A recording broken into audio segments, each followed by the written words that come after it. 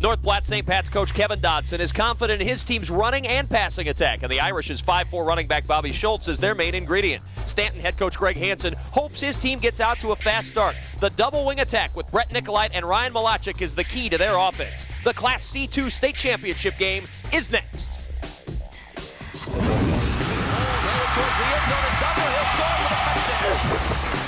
A state record to great press. Oh, nice move. Aurora fans, a lot to cheer about. Showing that tremendous speed going down that far sideline. Bartle. Really looks good for him today. Kind of a high loper.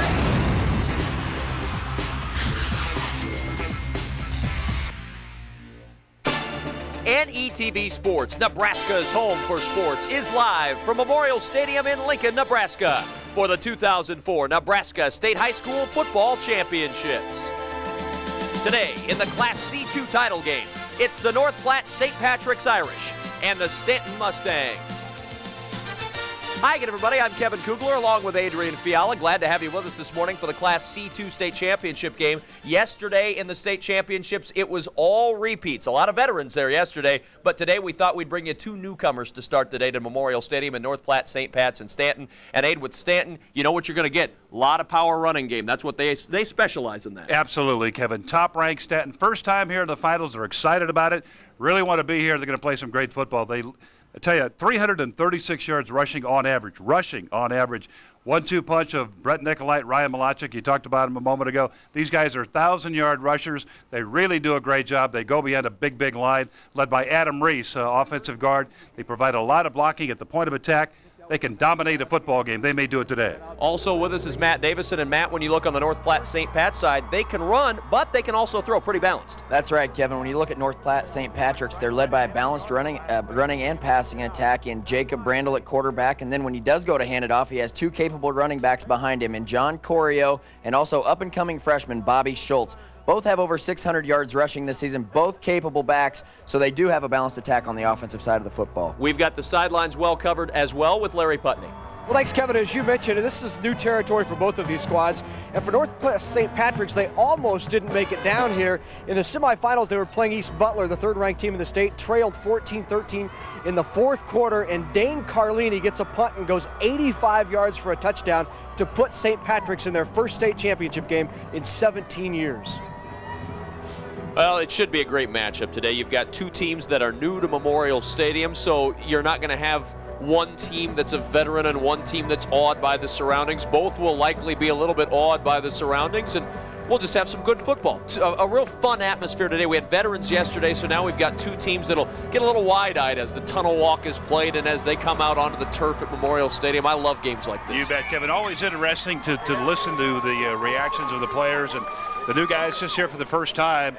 And they just say, hey, it's awesome to be going to Memorial Stadium to play football for the state championship. And now, with the tunnel walk, even more so. Well, let's go to our public address announcer, Chris Lofgren, for player introductions. C2 State Football Championship Finals. First, the visiting team, the Irish of North Platte St. Patrick's High School. Number 11, Jacob Brandel. Number 15, Matt Tooman. Number 21, Dane Carlini. Number 22, Nick Westling. Number 33, Bobby Schultz. Number 40, Cody Fletcher. Number 42, John Corio. Number 43, Ty Dodson. Number 50, Greg Mooney. Number 54, Justin Clinch. Number 55, Josh Kramer. Number 57, Eric Wood. Number 65, Tyler Geese. Number 70, Levi Lawson. Number 74, Alex Arthur. Number 81, Nathan Weisler. Number 83, Craig Baxter. Number 84, Bradley Hall. The Irish are coached by Kevin Dodson and the rest of the Irish.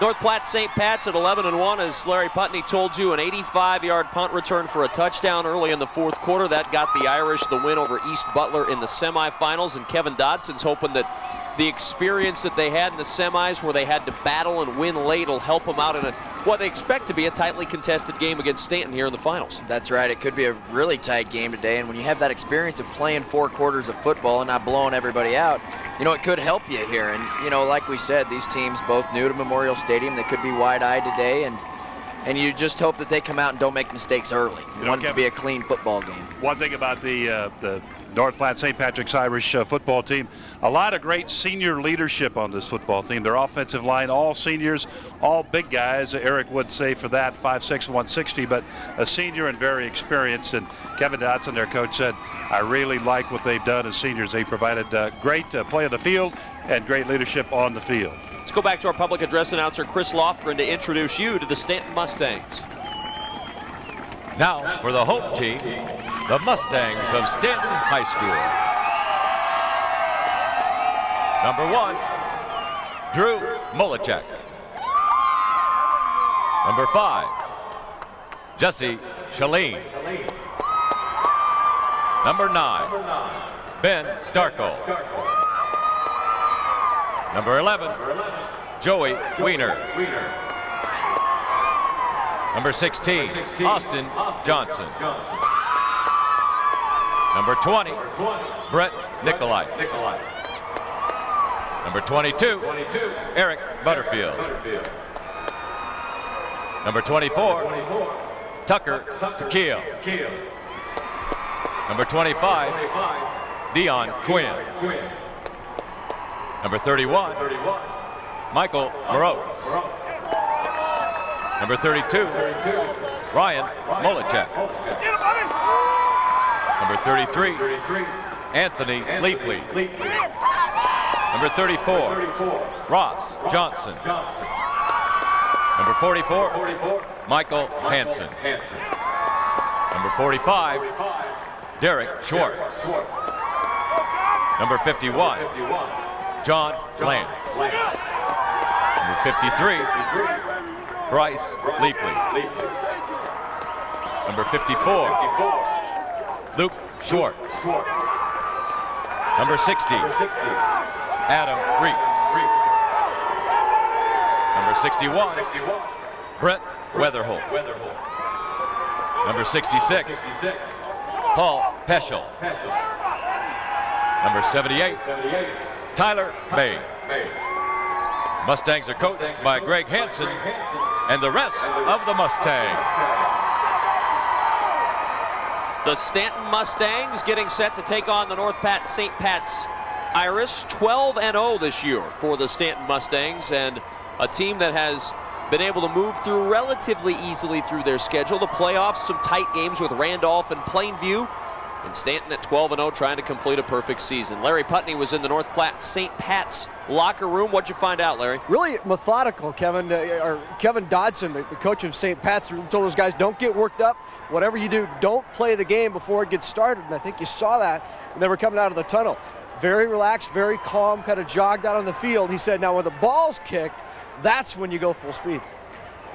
Well, Kevin Dodson, a fiery guy as well. A little hard to, I'm sure, keep it reined in for him also, but he's doing it for the sake of his team. They'd like to have a good start, Kevin, no doubt about that. One thing about Stanton that everybody needs to keep in mind is this year they've really started slow in a lot of their football games. They've actually been behind a few times, but have come back after they find their pace and get back into football games. So they try to wear teams down with their size and their talent and then get back into football game. But usually they have started slow. So no cause for concern. They're used to that, as we're moments away here, about 5 minutes away from kickoff. As wow, all the Stanton players, looks like all the seniors coming out for the coin toss.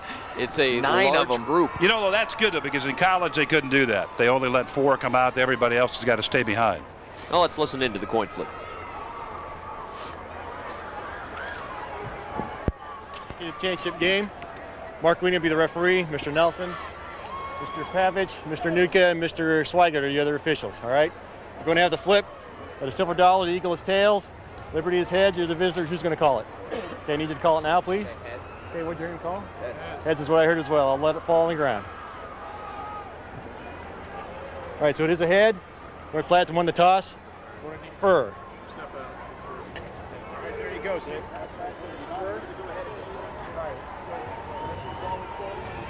North Platte St. Pat's wins the toss. They have deferred their selection. The C2 state championship game will kick off next.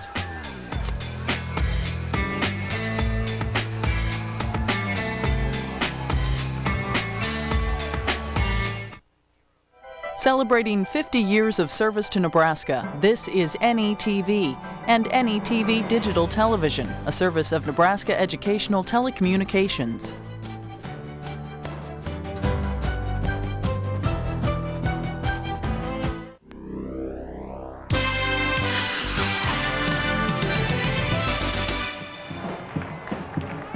The 2004 Nebraska State High School Football Championships are being carried live over the internet, so if you have friends or family who don't have access to NETV, have them log on to mynptv.org, click sports, and follow the prompts to State High School Football. NETV is Nebraska's home for sports. Now let's check out where North Platte and Stanton have come from to get to this state championship. Of course, North Platte St. Patrick's in North Platte, Stanton in northeast Nebraska, making the trip to converge at Memorial Stadium in Lincoln. Here's the path. Stanton over Plainview 21-7, and then a coast over Elmwood Murdoch 48-12. For North Platte St. Pat's, they win 22-0 over Garden County, and as Larry talked about, the 1914 come-from-behind victory over East Butler to get to this state championship game. Weather, a much nicer day than we had yesterday. In fact, a real good day for football today. 46 degrees, cloudy skies, wind at 10 miles per hour, 93% humidity, but we were down on the field before the game, guys, and it's really a pretty nice day for football. Not bad at all. Temperature rather moderate, and should be a good day to play. Your officials today, the referee on this contest as assigned by the NSAA is Mark Weeding. The umpire, Steve Nelson, Justin Pavich, the linesman, Lauren Swigard, the line judge, and Mitch Onutka, the back judge, as assigned again by the NSAA. Ready to kick this one off. Dane Carlini will kick it off. And let's look at the size comparison between North Platte St. Patrick's and their big guy and their little guy. You got Levi Lawson on the right, and you got Schultz, the running back, on the left. Kevin, that's 11 inches and 140 pounds between the two there. So he's a tough guy in a little package. Don't measure heart that way, do they? No, not at all. Schultz's first start in the first playoff game this year, and he's really capitalized on that. There he is right there. And you'll hear his name a lot today. He is a big part of the offense. You know, guys, he's easy for us to see up here, but he's real hard to pick out down on the field. As a defender, little backs like that sometimes cause you more problem than the big guys, because they're just really hard to find. They're hard to get your hands on them, and they don't need much room to get through the line on the blocking scheme. So we'll keep our eyes on Bobby Schultz. Dane Carlini, as the ball falls off the tee, approaching kickoff. Jesse Shaleen and Joey Wiener back deep for the Stanton Mustangs, as we will get this C2 state championship game underway. Kind of missed the stripes on the field, actually. Yeah, back to 11-man lines today. And a line drive kick taken by Shaleen, bobbled by Shaleen at the 3-yard line. Shaleen in some trouble, dancing out of trouble, and he works it back near the 15-yard line. And your starting lineup for the Stanton Mustangs at 12-0 on the year: Joey Wiener, Ryan Malachek, Austin Johnson, Brett Nicolite, Drew Malachek, and Tucker Takel. The backs and receivers on the offensive line: Bryce Leapley, Adam Reese, John Lance, Luke Schwartz, and Paul Peschel on the right side of that offensive line for the Stanton Mustangs. Joey Wiener, the senior quarterback. And on the first play, good carry by Ryan Malachek out near the 20-yard line, a gain of 6. Defensively for North Platte St. Pat's, Alex Arthur, Cody Fletcher, Tyler Geese, and John Corio, the defensive line. Backs and linebackers: Nathan Weisler, John Kramer, Eric Wood, Jacob Brandel, Bobby Schultz, Dane Carlini, and Matt Thuman, the safety for St. Pat's, a defense that allows just 9.25 points per game. Pretty stout defense for the Irish. running a 4-man front up there right now. A couple of linebackers are safeties up near the line of scrimmage. Corners are locked down pretty well up tight, and their safety that last play was Matt Tooman. He's the guy that came up and made the tackle. And a give right up the middle to the 25-yard line, just continuing to pound away. And Brett Nicolite just keeping fighting. He wasn't sure he was down, and he was still running for yardage. He's running right up with the backs of guys. This is going to be, I think, one of those games I call hammer and tong, Kevin. It just bang it away, get the anvil out on the field, and bang away with your hammer as the play comes in for Stanton as they pick up the first down. First down and 10 from the 25-yard line. A lot of double wing for the Stanton Mustangs. Difficult to defend. A lot of options for the quarterback. And now on the toss play, Drew Malachek brings it over near the 28-yard line. Josh Kramer in there on the stop for St. Pat's. And let's go downstairs. Larry Putney's already got an injury report. Well, guys, on that first play, Austin Johnson, the fullback for Stanton, went out of the game. He's been bothered by a high ankle sprain this season, and that's exactly what he was grabbing when he walked off. He's over there on the sideline now trying to stretch it out a little bit. He's getting some Division I looks, a valuable part of that offense. Yeah, Iowa's looking at Austin as a walk-on, and they would hate to see anything happen to him. Second down 7 on the 28-yard line. Malachek trying to sweep over the right side, and that's St. Pat's run defense right there. Again, Kramer there on the stop, along with Nathan Weisler and Ty Dodson. Ty Dodson makes the play, coming up from the corner spot. He keeps the play inside. Watch him here, 43 right there. Keeps it inside, then closes, makes the first hit. Great job by Ty Dodson. You can see the splits in the offensive line there aren't very big, Kevin, and they do have that double wing formation. They can do a lot of different things with misdirection and pulling guards, and they always have a couple blockers out in front when they hand it off. Two wide receivers to the right of the line on third down and 7. Wiener to throw. Now he's going to run with blockers out in front. Wiener has the first down for Stanton to the 36-yard line. Good gain of about 8 yards on the play and a first for the Stanton Mustangs. Irish coming on the blitz here, and Stanton catches him in it. See the blitz coming on the right side there. And the linebacker there falls down. That was number 55, Josh Kramer. He fell down, and that created the lane and the opportunity and the first down for Stanton. At the 36, first down and 10. Maryland I now for the Stanton Mustangs. Wiener to the deep man, and Malachek trying that left side. Not a lot of running room right now. This time closed down by Eric Wood. Also Cody Fletcher in there at the bottom of the pile, and Jacob Brandel got a piece. Eric Wood, the leading tackler, senior, on the ball club here, 57. Closes it right there underneath it. Got a little bit of help on the tackle from Cody Fletcher, but Eric Wood makes that initial bang and does a great job to flow from the backer spot. Second down 9 from the 37-yard line. First man through, the fullback, big hole to rumble through for Brett Nicolite. Nicolite into the secondary and finally tripped up at the 37-yard line.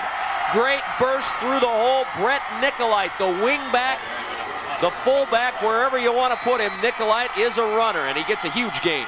That's the thing with this offense, guys. You can give it to so many different guys. The quarterback can keep it, or like this time, you can hand it to the first man through, or you can pull it out of there and give it to the wing man coming around. There's not one guy that you can really focus on if you're a defense, and you can see that time from Nicolite at 6 foot, 200 pounds. Still has a nice burst up through the middle, can run away from people. Greg Hansen, the Stanton Mustangs head coach, talked earlier about Brett Nicolite. Brett is an exceptional athlete for Stanton.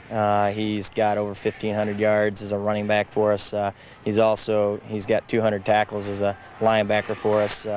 He's able to go both ways pretty easily. Real smart kid, real aggressive. And he's got a bad attitude, which you need to be a good football player. Last year, he did a real good job for us as a sophomore at guard. We knew he'd play running back this year, but we needed a guard, and he stepped in there. And he was probably one of our best linemen last year. So he obviously kicks, and he can punt when you need him too. So he's a full package for us. Brett Nicolite with 1,423 yards rushing on the season. Had a great playoff final game, or semifinal game against Elmwood Murdoch. 165 yards on 70 carries, 3 touchdowns. Malachek over the right side. Upended right at the line of scrimmage. Nice tackle made underneath by Josh Kramer, the senior linebacker. We've already called his name a couple of times. Kevin Dodson, guys, calls him the best hitter on defense and the most sure tackler. 182 tackles, and you see why right there. Great pursuit to the ball, got underneath the offensive blocking Good pad level that time, and bingo, he makes the tackle. We talked about Wood with 134, but Kramer actually leads the ball club in tackles with 182. Kramer, a senior, 6'1", 200 pounds, moves very, very well. 3rd down and 7. The ball on the St. Pat's 34. Again from the double wing. Nicolite gets the carry, and Nicolite buried by Tyler Geese at the 32-yard line, well shy of the 1st down, and that'll bring up a decision for Stanton here early in this 1st quarter. Yards get tough as you move toward that goal line. And, you know, Matt, when you look at this Stanton offense, man, they are packed in there so tight. The offensive line, those backs, as a defender, that's really tough, to pick people out. Not only the misdirection, but just to pick people out when they're packed so tight. Sure is. You have to stick to your responsibilities, and you have to pursue the football. They always have a couple guys out in front leading. So guys on the backside have to try to chase that play down from the backside. Stanton will go on 4th down and 4 from the North Platte St. Pat's 31-yard line. Weiner to throw, wings it out, too tall, intended for Ryan Malachek, and the Irish hold on their first big test of the day, and they get it on downs. Good job, good coverage. Ball just a little bit too tall. You know when Joey Weiner let it fly that the ball was going to be a little bit overthrown. You could just see it from our vantage point here that a little too much mustard on the football. Ball goes over, and Irish have it at about the 31-yard line. 1st down and 10 from the 31-yard line. Jacob Brandel, the quarterback for the Irish, sends Corio in motion. Toss play to Bobby Schultz, and Schultz brought down, a yard gain on the play. Quick move to the football, and a big sure tackle. Let's take a look at the Irish starters on offense today. Backs and receivers, Jacob Brandel at quarterback, Bobby Schultz, you saw him there, John Corio, Ty Dodson, Nathan Weisler, and Bradley Hall. On the offensive line, Levi Lawson, Tyler Geese, Alex Arthur, Eric Wood, and Josh Kramer. The offensive line for the Irish. Good look there at Bobby Schultz, the freshman tailback. 2nd down and 8 from the 33. And the give to the fullback. There is nothing there. Brett Nicolite, very active defensively, and he is fired up. 190 tackles this year for Brett Nicolite, and you know why. This guy can hit. Take a look at the defensive line. Austin Johnson, Bryce Leapley, Paul Peschel, and Adam Reese along the defensive line. Drew Malachek, Brett Nicolite, Luke Schwartz, Tucker Takel, Jesse Shaleen, Joey Weiner, and Ryan Malachek, the backs and linebackers. We talked about a bad attitude. A great football player arrives with a bad attitude, and Brett Nicolite did that on that last play. 3rd down and 8 from the 33-yard line. Brandel to throw. Rolling to his right, lofts it up, it's intercepted. Down the sidelines goes Malachek to the 20 and tripped up inside the 20 at the 18. Thrown right into the hands of Ryan Malachek, his 4th interception of the year. Ball well overthrown. You could just see, I was watching Malachek on the play as we look again. Randall dropping back. Nose of the football way up, way over. You see, Malachek, he had that all the way. He was looking at it all the way. Picks it off and gives his team a golden opportunity here with 5 minutes and 15 seconds left to go in the 1st quarter. Looking for Nathan Weisler that time, and he fell down. Looked like he was tripped up from the backside that time, Kevin, and that's who Brandel was trying to find with that pass. When he fell down, that gave a clear shot to the ball for Malachek, and he was able to pick it off. They're lucky he didn't take it all the way to the house that time. Looks for a minute like he had nothing but green in front of him. St. Pat's got there to close it off. And on the first play, Nicolite right up the middle, diving forward for extra yardage from the 18 to the 13. And he just does not know how to quit. And earlier, Greg Hansen, the Stanton Mustangs head coach, talked about what it was going to be like to play here at Memorial Stadium. We had some success the last 2 years. We got beat in the quarterfinals last 2 years. Last year when we lost to Crofton, we had a meeting with the returning players, and we just said, hey, what's your goals for next year? And the top goal, every single player on the team said we want to play at Memorial Stadium. We want to win a C2 title. So they've been working really hard all year for that. And, our kids are focused and ready to go. 2nd down along 4 in between the 12 and 13-yard line. Nicolite driven back hard. What a tackle from Josh Kramer. We're calling his name a lot, and there's a reason. He filled that hole quickly. That's right. Eric Wood also there. Team effort. Wow, Josh Kramer, though, leading the tackle, but Eric Wood helping out for absolutely no gain. 3rd down.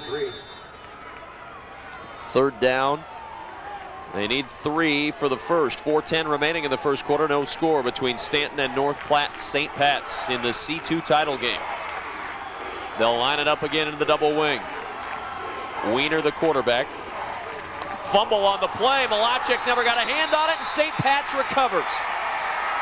Ball scooped up by John Corio, and the Irish defense gets the turnover right back. Well, Stanton had just got a turnover from North Platte St. Pat's, and there you see just a bad pitch, a bad exchange there, and Corio was there to jump on the football. So just when it looked like Stanton might be able to capitalize on a turnover by the St. Pat's, they just give it right back they get it right back from Stanton, actually. First down and 10 from the 15-yard line. Irish get the break. We'll see what they do with it here. Schultz gets the carry over the left side. Tripped up by Jesse Shalene, but he wriggled forward and got a couple of extra yards as he kind of crawled his way towards extra yardage. Watch this here. He's going to put his hand down, keep his balance. He's going to be tripped up right there at the line of scrimmage, Schultz is. See, right there he gets a little bit of a nick, a hand down on the turf. And that's a drill that you work on and practice all the time. And he uses that drill to his advantage and picks up 4 more yards. From the point where he was just about to go down, he picks up 4 more yards. Great effort by Schultz. It's good football instincts, especially when you consider he's a freshman. Second down and 6 from the 19-yard line. Toss play to Corio. Cuts it back. Corio at the 25 and knocked down right there. Ryan Malachek on the stop, but a first down and 10 for the Irish of North Platte St. Pat's, and a nice burst from John Corio, the fullback. Want to get that guy out to the corner quick, and Levi Lawson 70. See right there? Kaboom.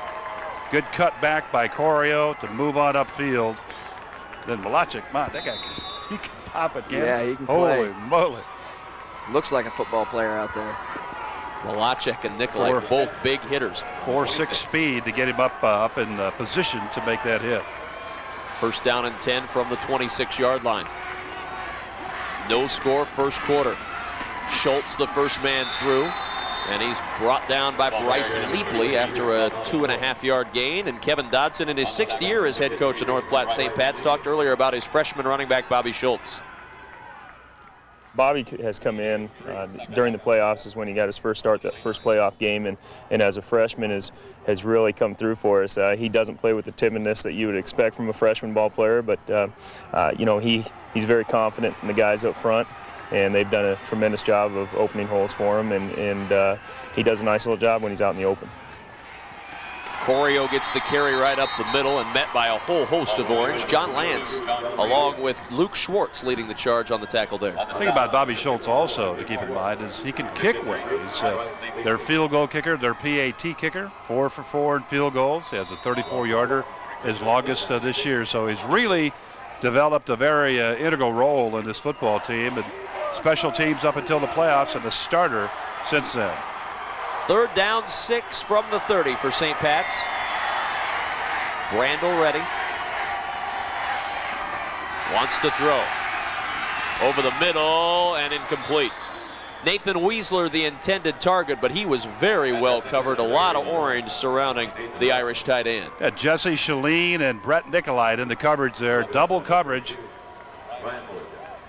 Quarterback taking a look. Brandel taking a look, and see you had actually 3 guys coming up. Malachek about 3 yards deeper. The double coverage underneath. Tough to get it in. Shalene and Malachek back deep to return. Bradley Hall scoops up a low snap. High punt. Malachek waves for the fair catch, and he makes the catch at the 42-yard line, about the 43-yard line for the Stanton Mustangs. A real good field position. Coming up on Tuesday, November 30th, 7 o'clock Central Time. Get all the insight you can possibly stand in the Nebraska-Colorado game. It's Big Red Wrap-Up, the recap of the Huskers in Colorado. Join Adrian Fiala and me for all the excitement of the Big Red Wrap-Up Colorado Recap Show, Tuesday, November 30th, 7 o'clock Central Time, right here on NETV Sports. Talk about that W we're going to get. Exciting. Ready to go. Perhaps the trip to the Big 12 title game. Make your reservations, people. Nicolite gets the carry and drilled down hard. Good hit from Jacob Brandel. Got him up top and drove him down after a pickup of 3. So neither team able to capitalize on the turnover as St. Pat's kicks it away, and there's not a good sign right there. Ryan Malachek limping off. That would be a huge blow for Stanton right there, offensively and defensively. One of their best players, obviously, if not their best player. That'd be a tough one to swallow physically and mentally for the team. To lose a player like that sometimes can kind of take the wind out of your sail. 1,364 yards rushing for Malachek, their starting safety. All-state player last year, Kevin.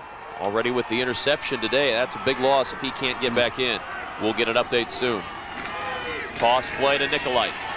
And Nicolite keeps his footing somehow across midfield and a yard shy of the first at the 48-yard line. That was just great balance from Brett Nicolite. Watch the stampede right here. This is just a stampede of orange jerseys. This reminds me of the good old days against Missouri. I mean, they just tossed the ball one way and tossed the ball the other. That's all they did all day. Just came at you and just beat you to death. Man, these guys just power, power, power. We saw lots of power last night. We're seeing more power today. You're going to get a good dose of Nicolite today. If Malachek's on the bench, he's going to get the ball even more. That time got helicoptered around. Great job keeping his balance, keeping his feet, and getting a couple extra yards. Austin Johnson back into the game. We told you earlier about his ankle sprain, and he gets the carry and falls forward to the 45-yard line. A first down for Stanton comes with 27 seconds left in a fast-moving first quarter that sees no score on the board. Let's go downstairs to Larry Putney. He's got an update on Ryan Malachek. Well, guys, it's his left ankle, and it's being taped up right now. He said he can go back in, but they're going to tape it up, try to give him a little more stability on that ankle, but that's right where he's pointing to, is that left ankle. Well, they need him at full strength today. Yeah, when you talk about Malachek and Nicolite, you're talking almost 3,000 yards of rushing for this ball club. And the give to Drew Malachek, looking for the corner across the 40 and out of bounds at the 35-yard line. Josh Kramer caught him, but right at the first down stick, Drew Malachek with a good carry. Well, and he had his sights on the on that marker over there. But that's always a good move to put that marker down. Watch him. He's going to step right at it. I mean, that's perfect. He had the target right there. It's just what you can do there, Adrian, is when you think they're going to hand it up the middle, they fake it to that guy, and he has a whole head of steam coming around the outside and can really get the corner there. Good lead block that time by Nicolite around the corner. As Bobby Schultz was out there playing corner, he got a good block on him, and he was around the outside for the first down. Just short of the first down. I was wrong? You were wrong. I'm sorry. I think I was 3 for 3 yesterday, 2 for 2. You were wrong? Okay. You were wrong. This does not bode well for the rest of the day. How in the world was he short on that? I haven't the foggiest idea. He's short by a link. By the bolt that's hanging the chain to the stick. I mean, look at that. Look, the guy on the side even has it listed as first down. Yeah. So it must. Look at how short that is. That just, I think his foot was across the line. Let's take a quick look here. Let's watch this. Yeah, see, his foot's across the line. Yeah. His forward progress is across the line.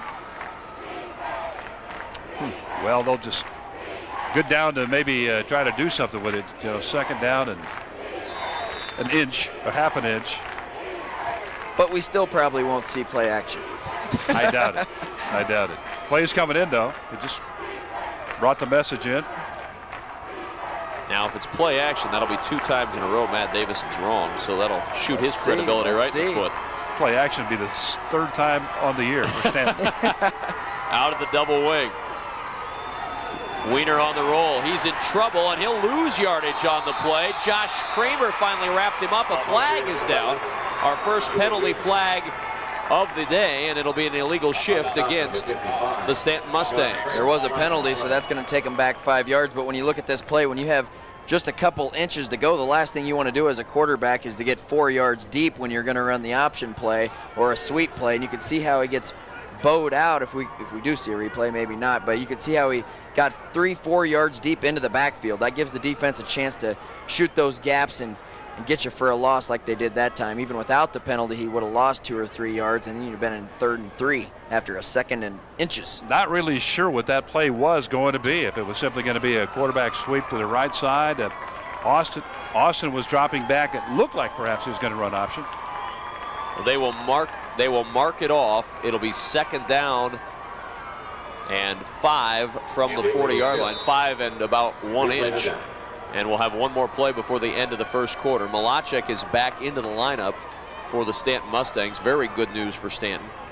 And we'll see what they do here with this final play of the first quarter. Second down, and instead of half a chain link, it's now 5 and half a chain link. And the give right up the middle, Austin Johnson. He's got the first down for the 34-yard line. Good run by Austin Johnson, and the tackle made by Ty Dodson. And that's how we end the first quarter of play in the C2 title game. No score between North Platte, St. Patrick's, and Stanton.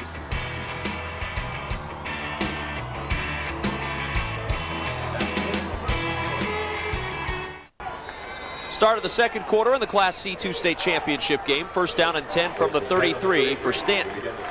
As they continue the march, looking for some running room. Malachek across the 30-yard line. A pickup of 3 yards on the play for the Stanton running back, who's back in after a slight ankle injury.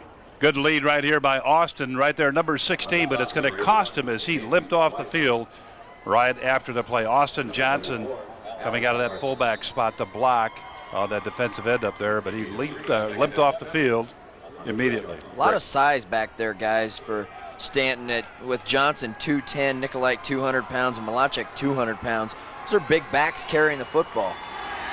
Second down, 7.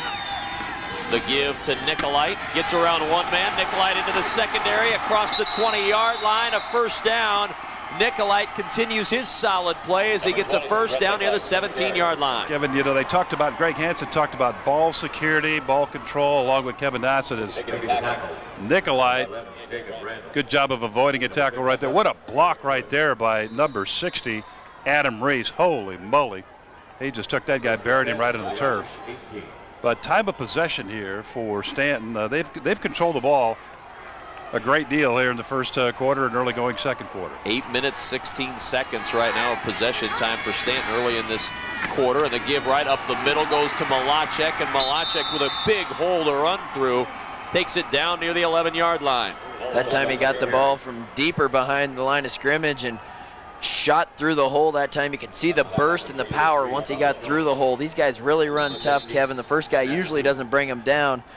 But yet they're big guys, but yet they still have a lot of agility. You can see from Nicolite and Malachek both. Once they get into the secondary, they have some moves. And once they get that contact, they like to run over somebody too. They're not scared of the contact. Going over that left side over there, Bryce Leapley, Adam Reese, and John Lance. That left side making it work. There's the time of possession. You see Stanton dominating right now. Nicolite with the carry. Fights his way forward through the arms of the would-be tackler there. That was Levi Lawson.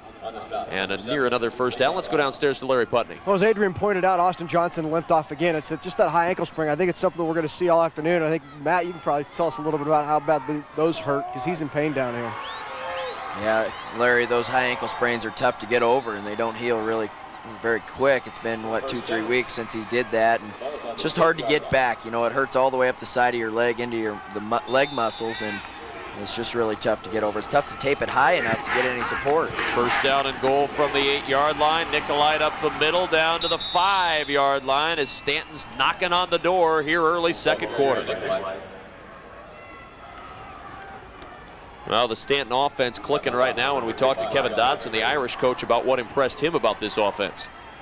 A lot of things impress us about them when we watch film. They're big, they move well, they get a lot of guys to the point of attack on offense, and I think one of the things that is a little misleading is, everyone makes a big deal about their offense, but their defense is awfully tough too.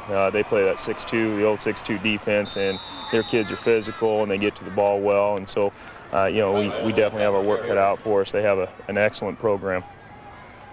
Weisler on the stop there as Malachek churned a little closer to the goal. Big play here, third down and goal from the 3-yard line for Stanton, as North Platte St. Pat's trying to hold the Mustangs out of the end zone.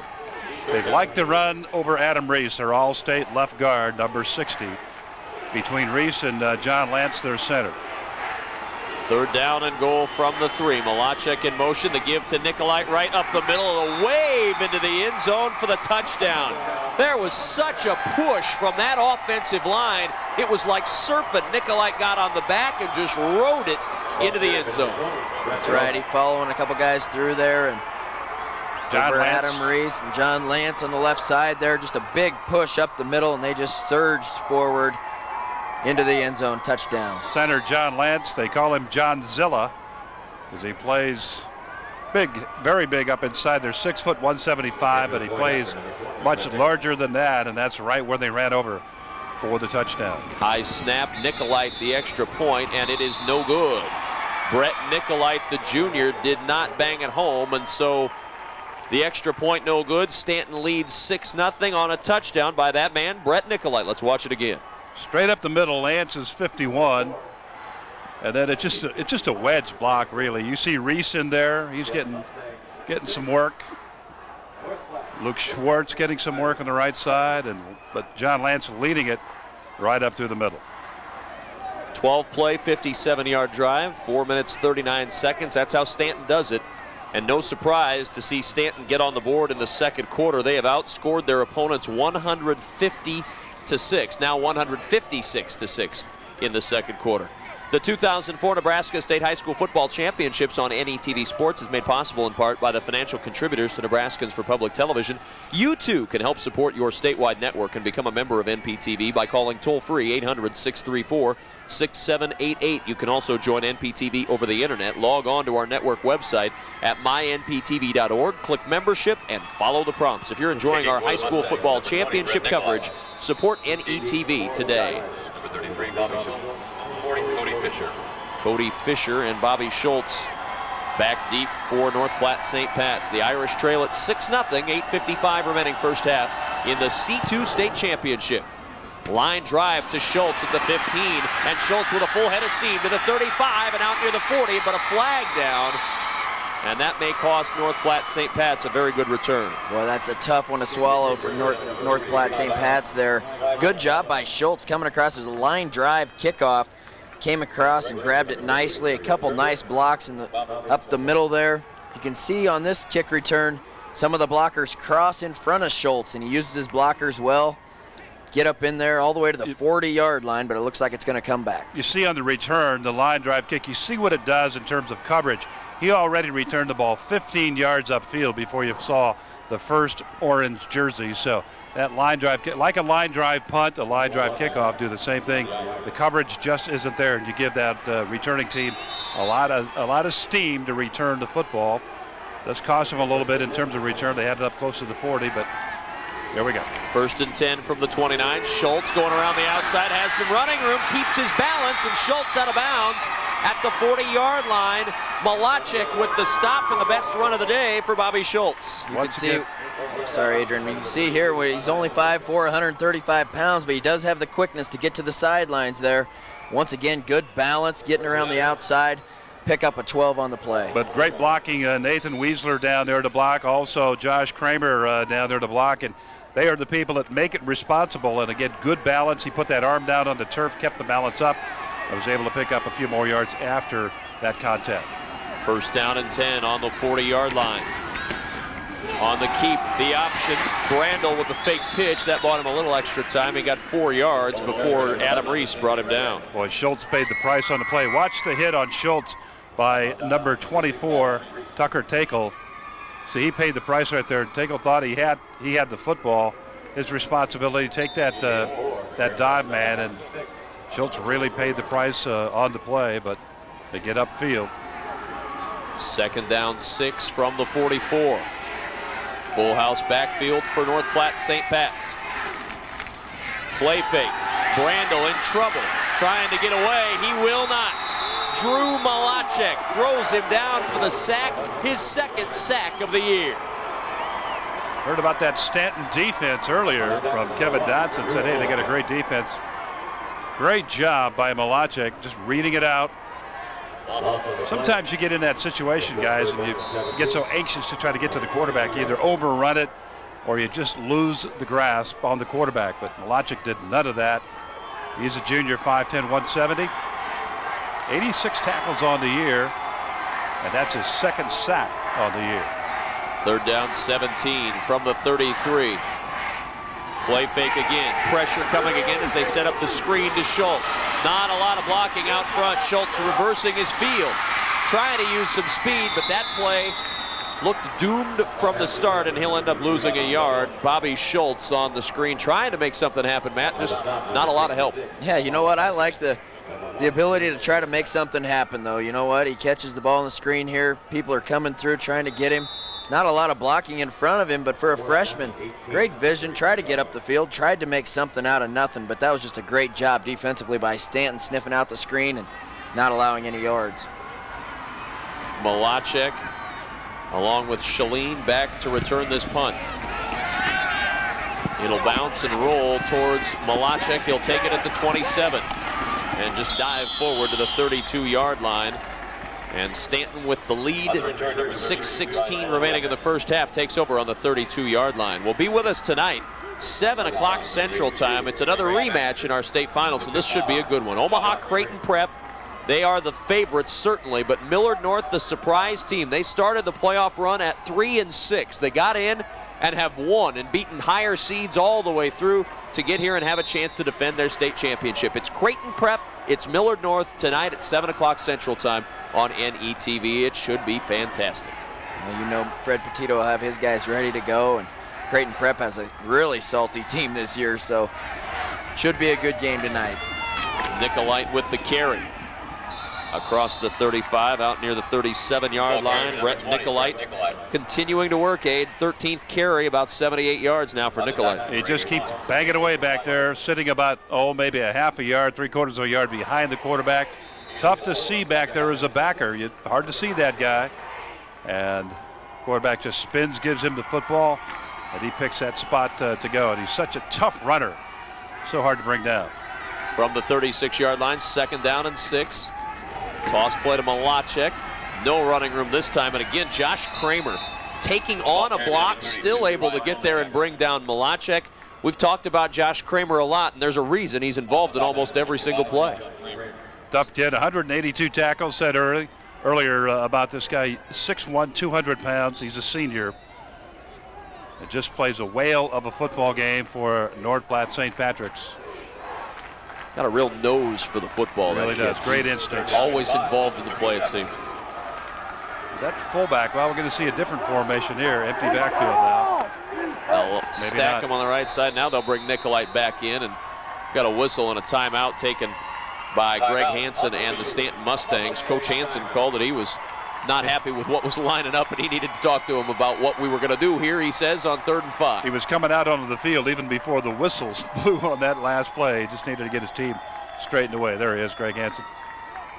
On December 8th, don't miss NETV's high-definition production of Philip Glass's Piano Concerto after Lewis and Clark, plus see a behind-the-scenes profile of the making of the concerto with composer Philip Glass and UNL pianist Paul Barnes. Watch this world premiere performance of the Lewis and Clark Concerto, December 8th at 7 Central, only on NETV. Larry Putney is down on the field, working the sidelines all day long. Larry, what's going on? Kevin, you know why these two coaches may not know about being here at Memorial Stadium. They certainly know a little bit about being in a state championship game. They both, when they were players, won state titles in 1985. Of course, Hansen played for Grand Island Northwest in 85. He was a senior that year. But Dodson was just a freshman on the, in fact, on this team for St. Patrick's back in 85 when they won a state title. He also played a couple more later years when they were runners-up in 86 and 87. Well, they didn't come to Memorial Stadium, though, and I know the players and coaches were all excited about the chance to be here today. 3rd down and 5 at the 37, and movement up front, and they will stop this play. Timeout is taken by North Platte St. Pat's. They moved to call the timeout. So a timeout after a timeout. Not going to make Kevin Dodson too happy. Well, if you'd like to get a VHS copy or DVD of today's state championship or any of the state championships, log on to mynptv.org or call 1-800-228-4630. Get yourself a memento to save for a lifetime. NETV, Nebraska's home for sports. I wonder on that play, guys, if the Irish only had 10 guys out there. It looked like Josh Kramer, the captain of this defense, kind of looked over his defense and then turned around and called timeout right before the snap of the football. I wonder if they only had 10 guys out there. They are now set on the sidelines. A full contingent of 11 makes its way out onto the field for North Platte St. Pat's. It's always good to have 11 guys. Unless you're playing yesterday, and then you only want 8. If you have 11, you'll get a flag. Or you can get away with 12. It's been done. It has. I know that's what they did at Nebraska all those years you were winning national championships. 12, 13, 14 guys on the field. I just come off the sidelines. That's how I got open, right before the snap. 3rd down and 5 from the 37. Stanton in that double wing now. They've run it most of the day today with very good success, 124 yards total offense. The time of possession and the amount of plays, North Platte St. Pat's defense has been on the field a lot here in this C2 title game in the first half. Joey Weiner on 3rd and 5. Wants to throw on the play fake. Has a man open. It's caught by Shaleen down the sideline. 30, 25, 20, and he stepped out of bounds. He stepped out of bounds at the 29-yard line. If he doesn't step out, it's a touchdown. Stuck him out of there. Excellent call. Surprised everybody on the play. See Weiner delivering the pass, and does he go out of bounds? Very close. Very close. This Get a will be better good look angle. right here. Jesse is headed for the end zone, kind of looking back to. Yeah, he did. Yep. He did. Looking back to see if the tackler was pursuing how far he was, and he got a lost track of where that sideline was. Otherwise, that's a touchdown, guys. An excellent call. Good surprise. Good surprise on that defense.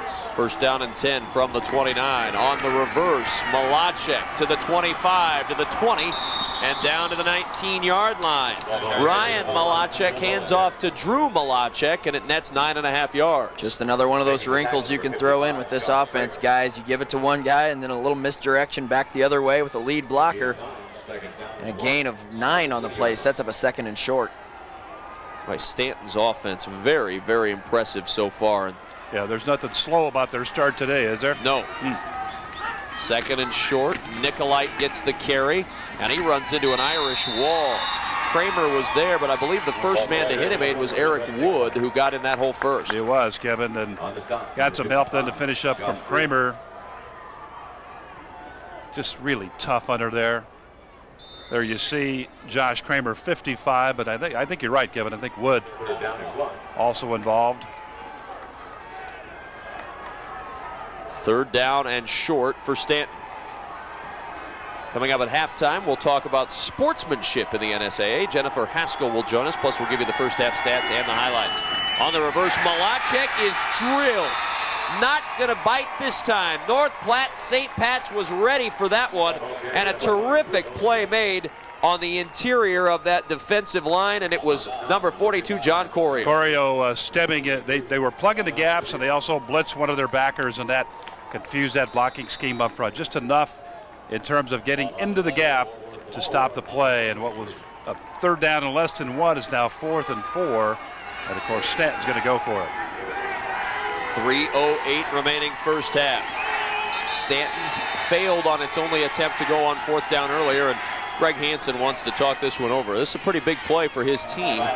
They'd like to get the first down, keep the drive alive with 3:03 remaining in this first half. All of the action offense happens pretty much right by the quarterback. There isn't a lot of rollouts way wide. It's all within the tackles, really. If you can get penetration as a defense into that backfield, Adrian, where they're handing it off and running those reverses, whether they're giving it to the first guy through or one of the wing backs coming across, if you can get penetration back there and cause some havoc like they did on that last play, Corio was right there, and it's really tough for Stanton to get anything going. The biggest problem you have with this offense as a defender, talked about it earlier, the fullback sits right behind the quarterback. You've seen it happen a number of times here in this first half.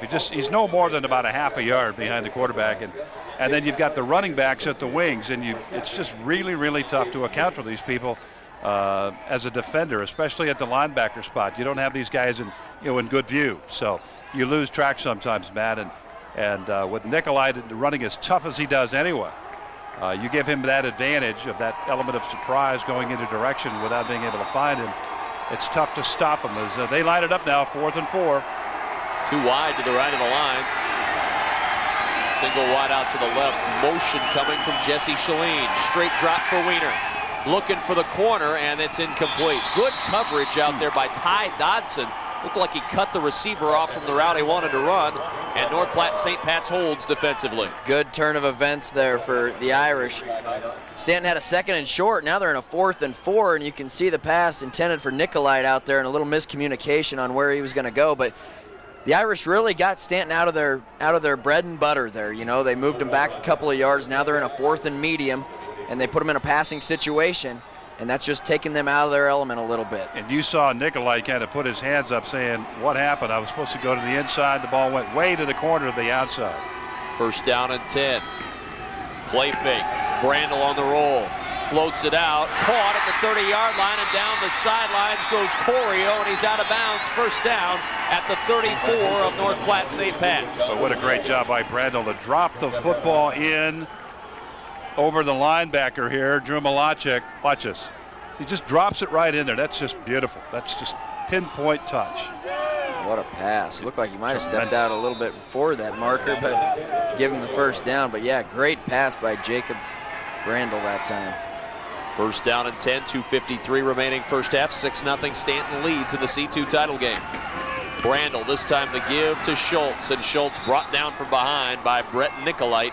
No gain on the play. It's 2nd and 10. What's Bobby Schultz doing for rushing over there, Kevin? 5 carries, 19 yards now for Schultz. So they've held him in check pretty well, although they have not been on the field a whole lot here. They have not had the ball a great deal, the Irish. Just the 15th play aid, that last carry by Schultz. In contrast, Stanton has run 33 offensive plays today. How about time of possession?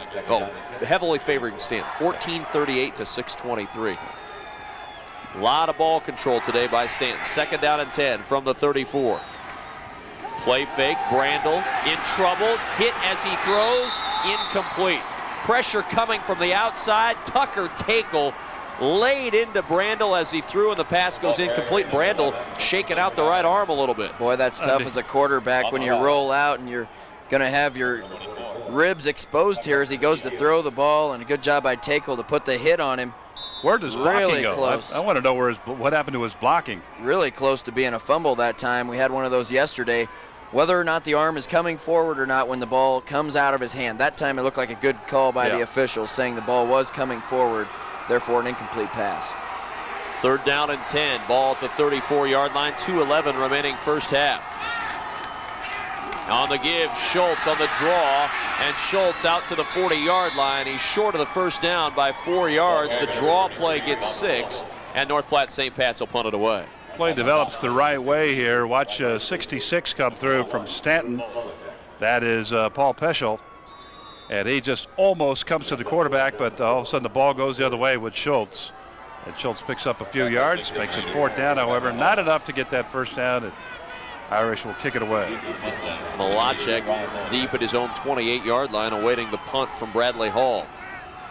4th down and 4 from the 40. North Platte St. Pat's will take as much time as they can to give Stanton less to operate here at the end of the 1st half. Pressure coming up the middle. High punt. Takes a bit of a Stanton roll, and it's down at the 33-yard line, and the Mustangs will have 1:18 remaining in this 1st half. This year marks NETV's 50th anniversary. It was in 1954 when NETV signed on for the first time. Now 50 years later, we continue to serve the entire state with public television, radio, and educational media. Thank you, Nebraska, for 50 years of support to NETV. Look at our great crew that's working outside. Much nicer day to work outside today. They're still bundled up, but they are dry. Still trying to dry out, but a dry day to work. It's do outstanding job. Shotgun, Wiener on the run, out of the gun. Flag is down, and so is Wiener in the arms of Cody Fletcher. No gain on the play, but we'll wait and see about the flag.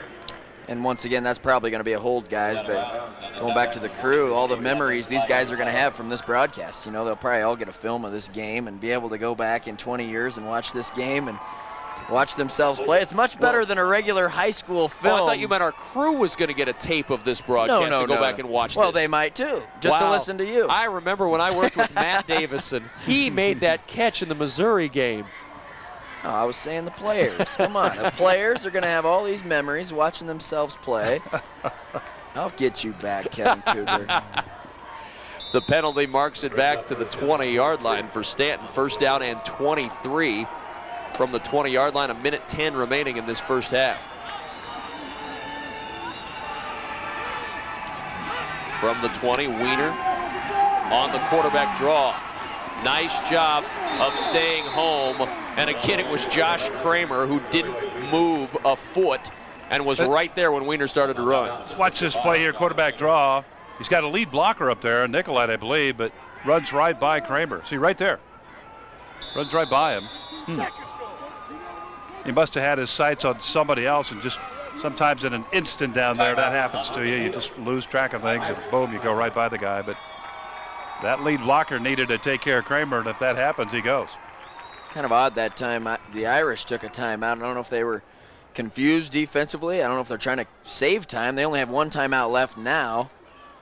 So if they're trying to get the ball back, there still won't be much left after third down. Well, let's see. What is it? Second, third? You wonder. There wouldn't be. Maybe try to just 15, 20 seconds 15, at most. Tops. If they get the kick, if they kick the punt off, maybe you're talking about a punt somewhere at midfield, and hopefully a return.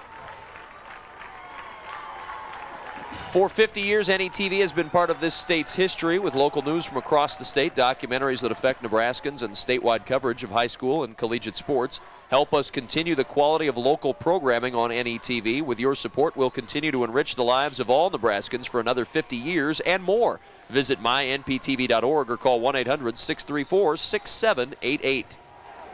It's second down and 22 for Stanton. They lead 6-0, closing in on halftime. Weiner rolls out, has time. Malachek at the 45-yard line and batted away. Is it intercepted? It is. Oh, what a pick by Matt Thuman at the 49. How did he pull that in? Wow, that looked like a one-hander. Let's see the replay here, but what a play defensively. He really closed on the football. Looked like Malachek might have a chance, and there was Matt Thuman coming down the field, one hand off his leg, and was able to pull it in. It looked like they're at midfield. What a play defensively. Good pressure by the St. Pat's defensive line coming up the middle on the blitz. Flushed the quarterback out of there. Flushed Weiner out of the pocket, and they come up with the turnover. Tuman's pick gives St. Pat's a chance at the 49-yard line. First man through is Corio. Big hole to the 35 and down to the 34-yard line. As I was saying, great job calling a timeout earlier to conserve a little time and get it back. Well, they were down in scoring position. Certainly not thinking about the PI, but thinking about making him kick, Matt. And you got Schultz back there. He's effective. His longest has been 34 yards. They've got a ways to go yet for that. From the 35, first down and 10. Play fake. Randall to throw. Has a man downfield. Carlini leaping, and he can't make the play. Great defensive effort down there from Tony Leapley, who leaped very high to tip it away. Terrific job in coverage by Leapley. He's a junior, 6 foot 175. Wind up, let her go. That's just great coverage. Just great coverage. He was open, guys. A little bit underthrown. He was either thrown late or a little underthrown because he was there, but then a good job by Leapley to get out there and knock it down. 20 seconds left in the half. The 35-yard line of Stanton, second down 10. Brandel under center. Straight drop this time. Brandel had room to run. Now he'll throw over the middle. It's tipped and incomplete. Had a man wide open, Ty Dodson at the 25-yard line. Looked like Brandel, guys, had a lot of room if he'd decided to run and head for the sideline. Probably could have picked up about 10. He's also looking downfield. Bradley Hall, Todd Ed was, he had looped to the outside on the play, and he was going down that far sideline. He was open for, maybe 3 or 4 or 5 yards, but Brandel just could not pick him up. Third down and 10 from the 35. 6-0 Stanton. Late stages of this second quarter. Carlini in motion. Brandel, pump fake. Lofting it downfield. Weasler, the tight end, and it's intercepted at the 5-yard line. A terrific pick by Joey Weiner, and he stops the St. Pat's threat. Third pass interception on the year for Weiner. This ball just thrown up for grabs. 3 people in the vicinity, 2 orange jerseys, 1 white jersey. And Weiner comes up with it. You see it right here. Stanton was in somewhat of a prevent defense that time. Guys had 5 defensive backs deep down the field, knowing the Irish were going to try to throw it down the field. And you never want to throw an interception, but that time, you were just trying to get it down the field and hope for something good to happen, throwing it up to your big tight end. First down and 10 from the 5, and I would assume that Weiner will just take a knee. Now they'll give to Nicolite, and Nicolite will get a little extra yardage as we end the first half. A 9-yard gain by Nicolite, and that is the end of the first half.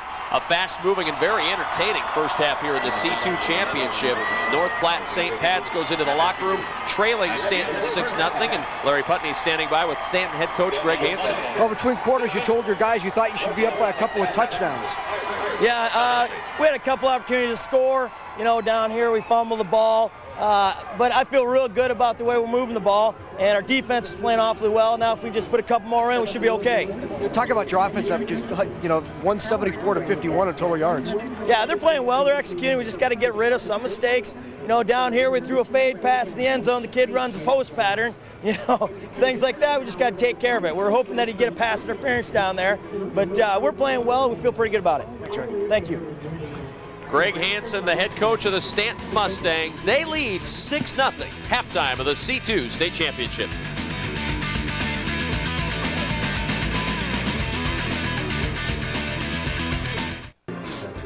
Stanton leads 6-0 at halftime, the Class C2 State Championship game. Kevin Kugler, along with Adrian Fiala, Matt Davison, Larry Putney, and our entire NETV sports production crew. Very good first half, very entertaining first half, guys. You saw the power running game of Stanton. You saw some pretty good defense played by North Platte St. Pat's, especially when they needed to play defense. Really stiffened down in the red zone a couple of times. Shut it down when they needed to. Just a 6-0 game, as you said, Kevin. And I think that's really what impressed me the most is when they needed to play defense, the Irish really did step up and do it. Even though they're behind in the yardage side of things, stand 174 yards, 140 rushing, 34 passing. And for the Irish, 42 rushing, just 9 yards passing, and 51 total there. But we still have a great football game on our hands right here. And anybody's ball game as we go in to the last two quarters. Let's take a look at the highlights from the first half, and you'll see a lot of power game from Brett Nicolite. Nicolite surging toward the goal line, and why not surge in as he does right there? That's a good offense Stanton has there with the wing tee, and there's a nice pass over the shoulder there. Jesse but he Shalene did step out of bounds at the 29-yard line. He was looking for the tackler coming up behind him and just drifted a little bit. Great interception right there by Tooman, Matt Tooman. Terrific interception, and now the great interception by Stanton. You see number 11 there, Joey Weiner, picking off his third pass of the year.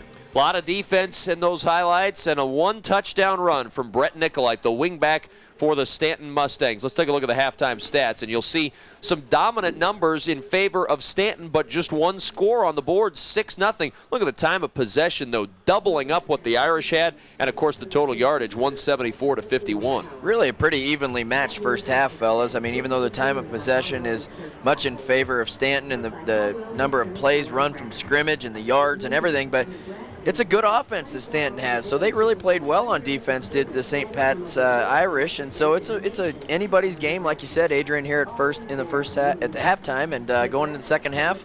Well, anything can happen. Kevin Dodson, the head coach for North Platte St. Patrick, said earlier that everybody talked about Stanton's offense, but their defense was something that you really had to contend with, obviously, and they really have done it. 7 starters were back on defense for this bunch, and you know, guys, they picked off 24 passes this year, their defense did, and also forced 12 fumbles, 12 fumble recoveries, so a total of 36 turnovers that their defense caused. So their defense will be a factor in this second half, just as it was here in the first half, and like I said a moment ago, anybody's ball game right now, still up in the air. One of the things Greg Hansen talked about prior to the game from the Stanton Mustangs is they like to wear teams down and try to wear them out going into the second half. That's what they're trying to do here, and so far so good in that regard. They've had double the plays and double the time of possession trying to wear out the Irish.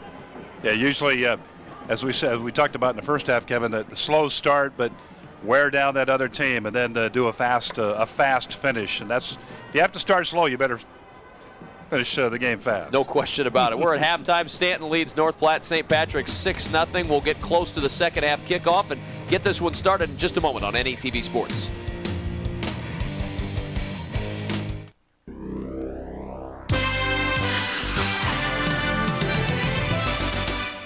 The defense of Crofton now looking for another goal line stand. The offense of Cambridge trying to punch it in. First down and goal.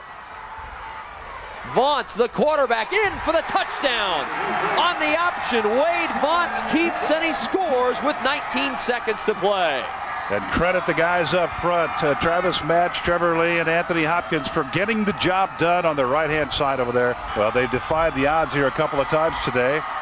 Here's that play by Wade Vaughn, that is. And man, that was a gutsy play, gutsy call, and terrific blocking up front there. Cambridge, the state champs, as they win it 22-14. The victory today over the Crofton Warriors. An unbeaten season for Cambridge at 13-0, and let the celebration begin. The C2 final a year ago, Cambridge with the win over Crofton, and a victory on this field a season ago. Two new teams here today, the Stanton Mustangs and the North Platte St. Pat's Irish. And Larry Putney is standing by down on the field with the head coach of North Platte St. Pat's, Kevin Dotson. Kevin, 51 total yards in that first half. You obviously have to find a way to move the ball and put points on the board. How are you going to do that? Well, we think we're going to try to maybe attack inside a little bit more and use a little more misdirection. And the kids say something like that may work. They're awfully good defense. They flow to the ball well, so we're going to try a little misdirection on them. They moved the ball a little bit, but you've been effective keeping them out of the end zone for the most part. Yeah, we're happy with that. We feel fortunate that it's only 6-0 right now, and so we definitely had our backs against the wall that first half. Thanks, Kevin. Thank you. I thought it was interesting. He says the kids say that this might work, and he's listening to his players. They're out there in the trenches. A lot of coaches have done that in years past, and that's usually a pretty good way to go. Well, you're in the heat of battle, and you know what's happening on the field. Sometimes the coaches don't pick that up. Usually you got people upstairs watching, with the headsets and whatnot, and they do pick up stuff. But on some players, sometimes there are little nuances in the game that you don't pick up. But this Irish defense. Kevin Dotson said earlier before the ball game, they play with a passion. They're a very tough bunch of guys, and they really have done that because this Stanton football team is a great power football team, as we talked about a number of times here in the first half. So you have to be very pleased as a coach, as an Irish coach right now, that you're only, you're still in the game. It's anybody's football game as we move ahead. He talked about attacking on the perimeter. Dotson talked about attacking on the perimeter before the game, but now, Kevin, as you said, he recognizes what the players want to try to do, and maybe they're going to try to go inside. We'll see. Matt, you ever go to one of your coaches and say, Coach, I think this is going to work, and have the coach listen to you? All the time. Yeah. Throw it deep to me. Yeah. It's open. Throw it. I don't never remember that happening. I never. All the time. In the old days as a quarterback, I never, ever talked to a receiver during the ball game that wasn't open. I was open every play. Every play. Every play. Unbelievable. With a perfect pass, I would have been open. Yeah. No, in high school I did Can't that a imagine lot. that was the case, really. In high school, then, sure. In high school you do that. In college I didn't do it near as much. Coach Osborne, I don't think I ever said that because I know that would say, well, Matt, we're getting 6 yards a carry. I think we're probably just going to stick with that. Coach Solich, I tried to jab him a little bit, try to get him to throw it a little bit more. It might have worked a couple times. I had to fight, scratch, and claw for every touch I got in college, tell you what. What a courageous player you were. You're right, yes. But Matt, you were a great blocker, though, man. I brought the wood. They love to send me in motion and crack on those backers. That was what they had me do. As long as you could blindside him, is okay. Kickoff taken at the 18-yard line by Cody Fletcher as the second half is underway, and Fletcher across the 30 to the 32, and that's where St. Pat's will start. First down and 10 here. Underway in the third quarter of the C2 championship, a 6-0 lead for the Stanton Mustangs, and let's see what the Irish are able to do offensively. Remember, they have experience being down in the second half. They were down in the second half against East Butler. Kevin Dotson hoped that might help them if they were in a close game today, and they certainly are, at least to start this second half. First down and 10 from the 32. Brandel under center. And the give to Corio. Corio to the outside, tackled at the 37-yard line. And a good stop out there for Stanton. There was that misdirection that Dotson was just talking about. Watch the block here, Matt. 65, Tyler Geese. Bingo, that makes it work. You don't make that yardage without that block. It's just simple. That's right, and a good run by Corio that time, getting up through the hole. Second down 5 for St. Pat's.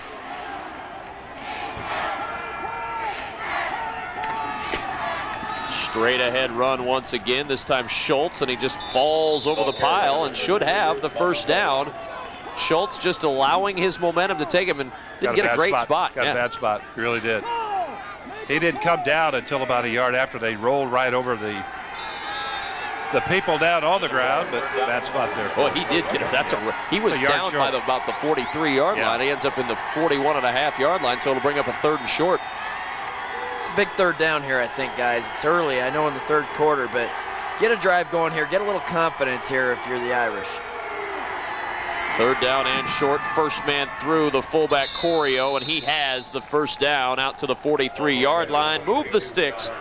The St. Pat's Irish get a 1st down. Corio's picked up 630 yards on the year with 6 touchdowns. And he gets those nose knockers down there. A yard or 2 here for the 1st down, just like you saw there. Go on that quick count, take it right over Alex Arthur, the center between Arthur and Eric Wood, the right guard. 1st down and 10 from the 43-yard line. Brandel, the give to Schultz. Schultz tripped up at the 44 by Luke Schwartz, who got him first. A gain of just 1 for Bobby Schultz. The old cross buck. Fake it to one back one way and give it to the other one the other way. And hope you can find the defense leaning or favoring one back. And you didn't know about the flying wedge. You were talking about the flying wedge at halftime? Yeah, but you know about the cross buck. The cross buck. So you just missed the flying wedge terminology a little earlier. I missed that, yeah. 2nd down and 9 from the 44-yard line. Brandel to throw, quick pass, big hit by Nicolite. A good job of hanging on. Nathan Weisler, the tight end, to the 49, a gain of 5. Boy, when your teeth rattle on a tackle like that, and Weisler felt it, you pay the price. There it is again as he do the play action fake, and then just 1 step, 2 step, boom, come up and throw. But Weisler indeed pays the price, his 14th catch of the year. But he held on, that's the main thing. That's the main thing. 3rd down and 4. Ball at the 49-yard line. Play fake, Brandel gonna keep. Looking for the 1st down yardage. Hit hard as he leans forward, and I think he's going to be just short. Big stick laid on him by Jesse Shalem. The 2nd guy there was the guy that hit him hardest. Stanton had 10 people up front this time. Fake that power play to the right side, come back left, and he is going to be just a little bit short on the, now this spot. Yeah, he is. He's a little bit short. About a foot short. About a foot short, you're right. So 4th down, you're near midfield, you're down 6, the state championship game, and they are going to go for it. Yep. Why do they spot the ball inside the hash? Like that. That's where he came down, I believe. Is it? Yeah. 4th down and short. Corio has the 1st down to the 45-yard line. He was stacked up right near the stick initially, but he just kept those legs a-churning, but a flag is down on the play, and it's an illegal shift against St. Pat's. That's a huge, huge penalty. Huge penalty, takes away the 1st down, probably create the kick. It does, as more personnel coming on. Yeah, that's a tough one right there. You have a drive going finally, getting something going offensively. You have a 4th down. You give your team confidence by going for it. You get the 1st down, and then you have illegal motion there, and now you have to punt the football back to Stanton's offense. We talk about penalties being drive killers and momentum killers. Evidence of that right there. Hall's punt. Shalene and Malachek wait for it. Takes a good roll for St. Pat's. Look at it rolling inside the 10 and down at the 6-yard line. Bradley Hall with the good roll on the field turf. And the Stanton Mustangs will start deep in their own end. Would you and your business like to help bring programs like these to NETV? You can become a corporate sponsor along with other Nebraska businesses. Your contributions can support quality programming. Help support NETV by calling 1-800-634-6788. Good opportunity right here for North Platte St. Patrick's to get good field position for their team if they can simply hold down here. Shut this Stanton team down and try to get that ball back somewhere around, right around the 40-yard line. We'll see what happens here. Nicolite the carry, and Nicolite moves it out near the 8-yard line, a pickup of 2. Josh Kramer again in there on the stop for North Platte St. Pat's. That could have been a play that didn't have any gain at all, but that's when you have a 200-pound back there. He can drag a couple guys and not let the first guy bring him down, so instead it's a gain of 2. 2nd down and 8 from the 8-yard line. Stanton leading 6-0, third quarter of the C2 state championship. 7:50 remaining in the third.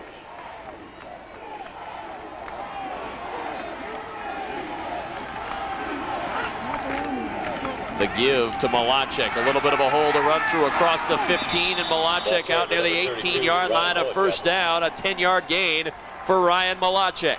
So much for the field position argument right there as Malachek takes it up top. We do have a flag down, however. And this is going to cost Stanton that first down. Taking that power right over Adam Reese. Adam Reese, an all-state football player, 6'1", 260 pounds. Runs a 4.9. It's a hold against Stanton, and instead of being up near the 18, they'll be back at the 3-yard line. And it puts the field position argument back into place. Going to get it one way or the other here, guys. 2nd down, 13. The ball on the 3. Stack the backs in that Maryland eye set. The toss play deep in the end zone. Malachek comes out, gets around his first man and out to the 5-yard line. Nathan Weisler had a chance to make a big play right near the goal line, and good job by Malachek just to get away from it. Kevin, he actually did make a big play. Watch him, 81 right there. Great shot. What he does is he just keeps it all inside. See, he's out. The runner gets a little bit of a nick from Weisler, and he kind of loses balance, turns, spins, and he's on his way down anyway, but the other guys, the other St. Pat's guys come up and finish it off, but Weisler just does a great job to keep the play inside and get help to the inside. It worked out well. 3rd down and 10 from the 6-yard line. Straight drop, Wiener to throw. Now he's going to run, and Wiener down at the 8-yard line.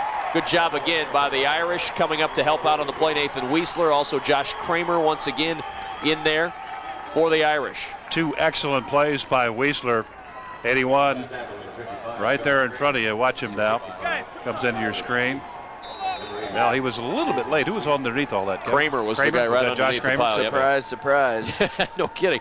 The job he's done today. What is this?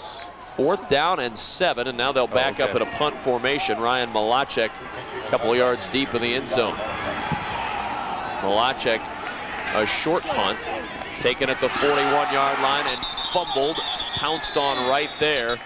A little bit of a difficulty receiving the punt. Tanner Lewis had it drop through his hands, but he did a smart thing. He just fell right on top of the ball. Tuesday night on NETV, see a detective story that begins in Omaha and takes you to the Judean desert 2,000 years in the past. Nova, Ancient Refuge in the Holy Land, was produced by NETV in high definition for national broadcast on PBS's Nova. See if scientists can prove a link between a cache of letters in a forgotten cave and a rebel uprising against the Roman Empire. Before it gets away, Kevin, that North Platte St. Pat's defense, big kudos to them. Gave their team great field position on this last series here. First down carry by Schultz. Nova, Ancient Refuge in the Holy Land. By the way, you'll see it Tuesday night at 8 Central on NETV. Good field position here for the Irish. They give it to Schultz there. He gets about 3-4 yards. Already inside the 40-yard line of Stanton here. They need to put a drive together. Great opportunity. They flipped the field position here in this third quarter, and now they have a chance to try to get on the board here. They need to try to capitalize on this field position. 2nd down 8. We've got a whistle. And the down marker read 3rd instead of 2nd, so they'll change it up. Now you make an NETV sign, you do get on TV. Congratulations. Right up the middle, Corio with a hole to the outside.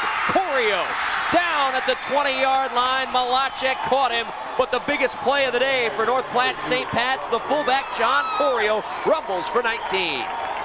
More misdirection that time there, Kevin, as they faked it to the first man.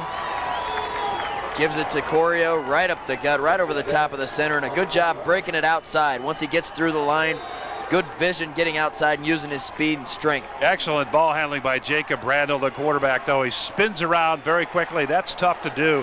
Still make that handoff, and then good blocking by Tyler Geese, Alex Arthur on that left side. Schultz to the outside.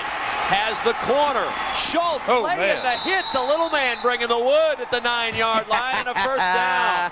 Boy, Love it. He gets out there quick. Wow, I thought he was going to continue to the corner, Adrian. What's he the got arm here? up there. He lowers the boom. Well, there it is right there. That's incredible. Jesse Shalane takes it from Schultz, and Schultz is 5'4" and weighs 135 pounds. But man, he delivered a major league blow right there, and also a good stiff arm to get him downfield. A good stiff arm on one of the defenders to get him on downfield right there at the line of scrimmage. Best scoring chance of the day for St. Pat's. First down and goal from the 9-yard line. Toss play to Corio. Takes it inside down to the 3-yard line. Nicolette on the stop. Or Nicolite rather on the stop, but a good gain of 6 yards for John Corio. Watch a kick out block here by number 43, Ty Dodson. Right there, kick out on Shalane. Backside pursuit got him, but if he doesn't block Shalane probably makes that tackle back a couple, 3 yards backwards there. St. Pat's is on the move here, guys. Second down, goal from the 3-yard line. Toss to Schultz. Read his block well. Schultz down to the 2-yard line. Big hit laid on him. In fact, it knocked the helmet off of Ryan Malachek when he popped Schultz. Good hit that time. When you get down near the goal line, you need to have great form on your tackling. A good job that time by Malachek as Schultz looked like he had a little opening there. Came up in a good stick and pushes him backwards, keeps him outside the 2-yard line, 2.5-yard line. Opening that closed very quickly. 4-down territory here, guys, for St. Pat's? Yeah, absolutely. I think so. Third and goal from the 2. Corio, Dodson, and Schultz all line up behind Brandel. Fake. Brandel keeps himself to the goal line. Touchdown! The Irish tie it up. Jacob Brandel, his 3rd rushing touchdown of the year. Great Irish defense creates the punt, gives them good field position at the 41, and then the offense takes over to tie up this ball game. Great team effort, guys, by North Platte here, St. Pat. And this is when it's big to have an extra point kicker, someone who can kick it. Now it's 6-6 with the way these defenses have played. This extra point is big. Schultz lines it up. He's missed just one this year, and the kick is good. 3:47 remaining in the 3rd quarter, and for the first time today, North Platte St. Pat's leads on the touchdown from Jacob Brandel. Brandel crosses everybody up here. Good fake to the inside to Schultz, and it's open here, and he just powers his way in. Oh, maybe there was a block there. Looked like perhaps Brownlee Hall was going to try to get a block. Didn't happen. Good kick block right there, man. 74. Alex Arthur. Sure was. They sent everybody the other way, Adrian. Looked like they pulled the right guard around, maybe. Is that what they did? Well, the center. Blocker, it's or the center. Alex Arthur, their center. Pulled the center around. Senior 200-pounder. 6-play, 41-yard drive. 2:26 off the clock. The 2-yard run by Brandel. The difference in the ball game right now, the extra point kick from Bobby Schultz. If you'd like to get yourself a VHS copy or a DVD copy of today's game or any of our state championships, log on to mynptv.org or dial 1-800-228-4630. NETV is Nebraska's home for sports. 3:47 remaining in the 3rd. A dandy here to start our day in the C2 state championship. 7-6, North Platte St. Pat's leading by 1. Carlini, the kickoff. Short kick. Taken at the 5-yard line by Wiener. And Wiener drilled. Absolutely popped by Andrew Kelsey at the 16-yard line. What a hit. Wow, this is a pad popper right here. He came down head hunting, went right through what was supposed to be a wedge, I think, and just brought the helmet. Watch Kelsey here. He's a sophomore. Right straight into him. And again, the turn of events here in that last 2 series, the defensive series that got them the ball at the 40, and then the offense taking it right down, that really puts a charge into your team. And you saw Kelsey take that charge out on the return right there. A hit like that can really get your defense fired up to play.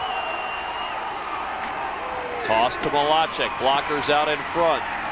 Stanton's offense can calm you down very quickly. They just, as Adrian mentioned at the very top of the show, hammer and tong, 5 yards a carry, pound, pound, pound. It is, Kevin, and kind of fun to see it in some ways. Some people don't like that brand of football, but man, good, strong, power football sometimes just for football purists.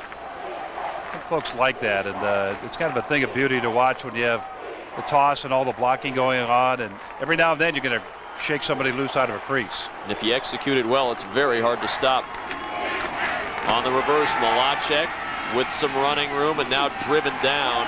Good tackle made by Eric Wood. He was fighting through a blocker the entire time and was still able to get his arms around Drew Malachek and bring him down for a loss of 1. That looked like more of a promising play at the beginning here as it developed, and a good job by the Irish defense there, stringing it out, and finally Kramer was there along with Wood to make the tackle.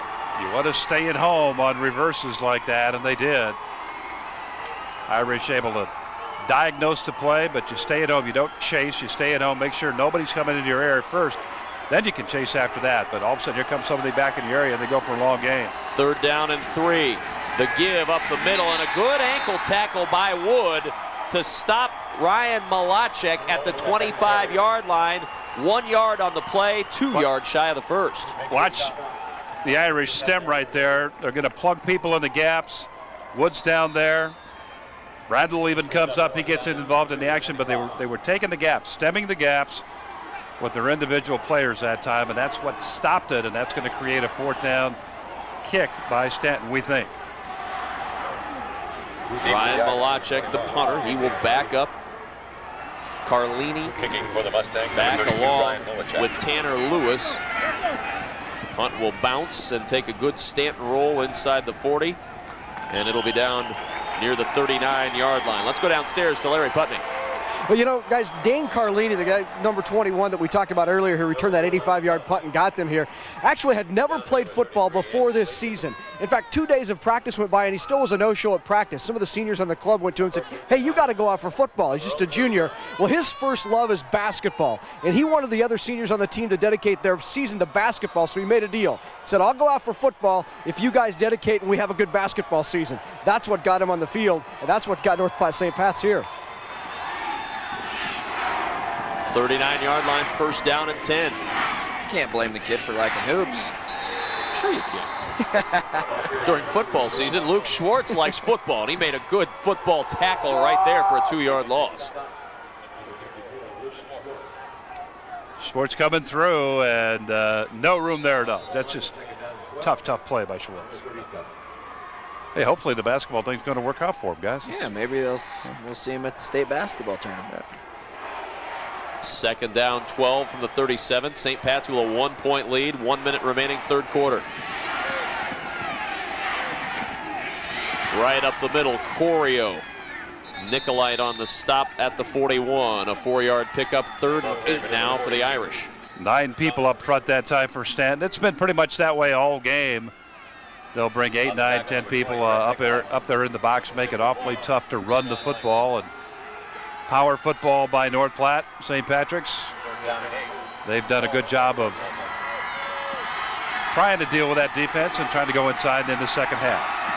Jacob Brandel, just 14 yards passing today on 3rd and 8. He'll put it in the air.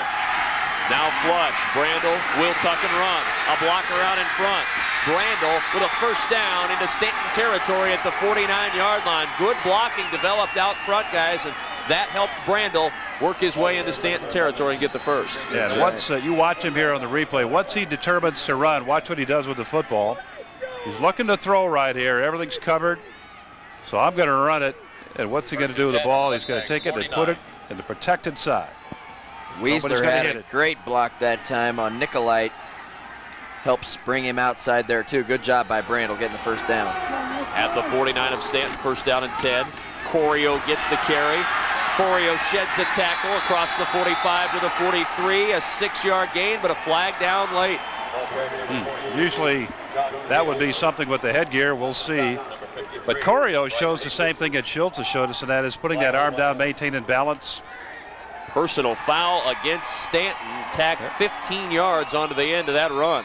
It's either a late hit or a face mask there at the end of that play, but 15 yards, costly penalty there for Stanton on defense as we take a look, see what happened here. Well, came in right at the end of the play. See, watch him now. He's going to put that arm down, pick up about 3 more yards. There it is right there. Yeah, late hit. They'll led with the headgear a little bit there, too. Yep. Paul Peschel. He was down on the ground. I mean, that's just totally a late hit. We head to the fourth quarter in the C2 title game.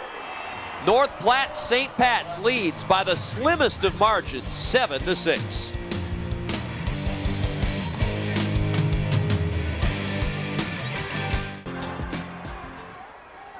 There's the scoring summary. That's how we have approached this ball game so far. We begin the fourth quarter. North Platte St. Pat's trying to add to the lead. First down and 10 from their 28, for the Stanton 28-yard line. Schultz with the carry, and he'll take it near the 25-yard line before he's pushed back. A pickup of 3 yards on first down for the Irish, and that's how we begin this fourth quarter of play. St. Pat's leading by 1. The clock hasn't been stopped a whole lot today, guys. Running the football 3-4 yards in a cloud of dust most times for both of these teams. Just seen a few passes. How'd the possession time end up, Kevin, as far as 3 quarters go? St. Pat's is closing the gap. 19:44 for Stanton, 16-16 now for St. Pat's. It was double at halftime. 2nd and 7 from the 25. Brandel on the quarterback keep, trying to get to the corner. He will not get there. Great closing speed for Stanton from Joey Weiner. Even a good block or an attempted block there by Alex Arthur doesn't get it done. He actually does make 74 as he's out there leading the play, and now pursuit comes.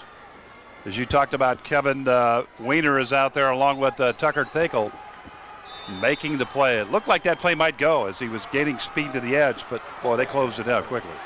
From the 25, 3rd down and 7. Stanton does not want to allow North Platte St. Pat's to get any closer. Remember, Bobby Schultz, pretty good field goal kicker from 35 on in. 3rd down and 7. Toss play, reverse to Carlini. Carlini trying to get to the outside. He is in some trouble, and he is down. Flag is down as well, but Jesse Shalene throws him down back at the 32-yard line. A loss of 7 on the play. They actually threw that flag right there in the vicinity of Jacob Brandel, the quarterback, after he made a block on this reverse play. Watch 11 here. Brandel, he's going to peel off and come back, and right there. That's the penalty right there. Illegal block against North Platte. It is declined, and it'll be 4th down. Stanton happy to take the result of that play, which was, as I said, a 7-yard loss. Put him in a 4th and 12 or 13 here. See what the Irish try to do. Get Brandel out of the pocket and see if he can run or throw. They're going to play field position, or they're going to punt it. Hall is going to punt and try to pin Stanton deep.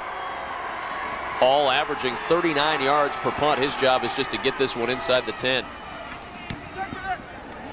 Line drive. Gets a nice roll inside the 10. He did his job perfectly, and it'll scoot out of bounds at the 4. Can't do it any better than that. Larry Putney is down on the sidelines. Larry, pretty good punt. Great punt inside the 5. In fact, Kevin Dodson came from Columbus SCOTUS, and Dodson was hired by his former high school coach, Mark Skillstad. Now, Skillstad led this team to a state championship, and when Dodson was considering whether or not to come back to North Platte St. Pat's, he told Skillstad, he said, I tell you what, I'll come back and be your coach only if you are my assistant. Skillstad said okay, and they've been together for 6 years now, and now in a state title game. That's a good story, and Kevin Dodson's one of the real good guys. A lot of good guys in high school coaching in this state. It's hard to find bad seeds, and Kevin Dodson's certainly a good one. Malachek working to the outside. Not a lot of running room there. 3 green jerseys, and of course, one of them is Josh Kramer, and Nathan Weisler, who aids having another real solid day.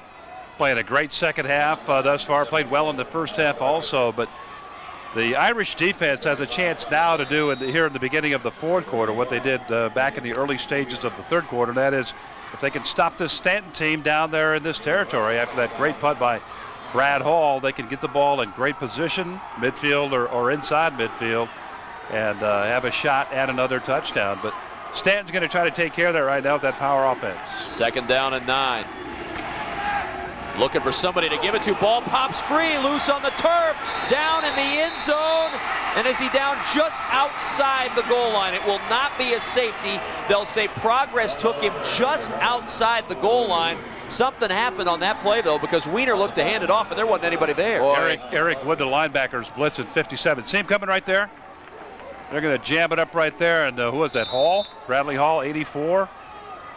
Just good pressure, Matt. Boy, I do think that was a good call, though, by the official. The ball was in the end zone, then it popped out to about where they have it spotted on the 2-3 inch line is the nose of the ball, and a good call that time, I think, but it's going to be tough to get it out of there now.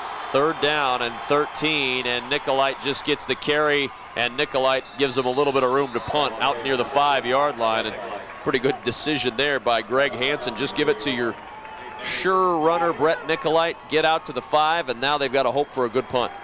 Ended up being a great decision that time by Coach Dotson to punt the football on that 4th down from the 30-yard line, pin them inside there, get it back now, should get it back with a fresh set of downs, and could be inside the Stanton 40-yard line.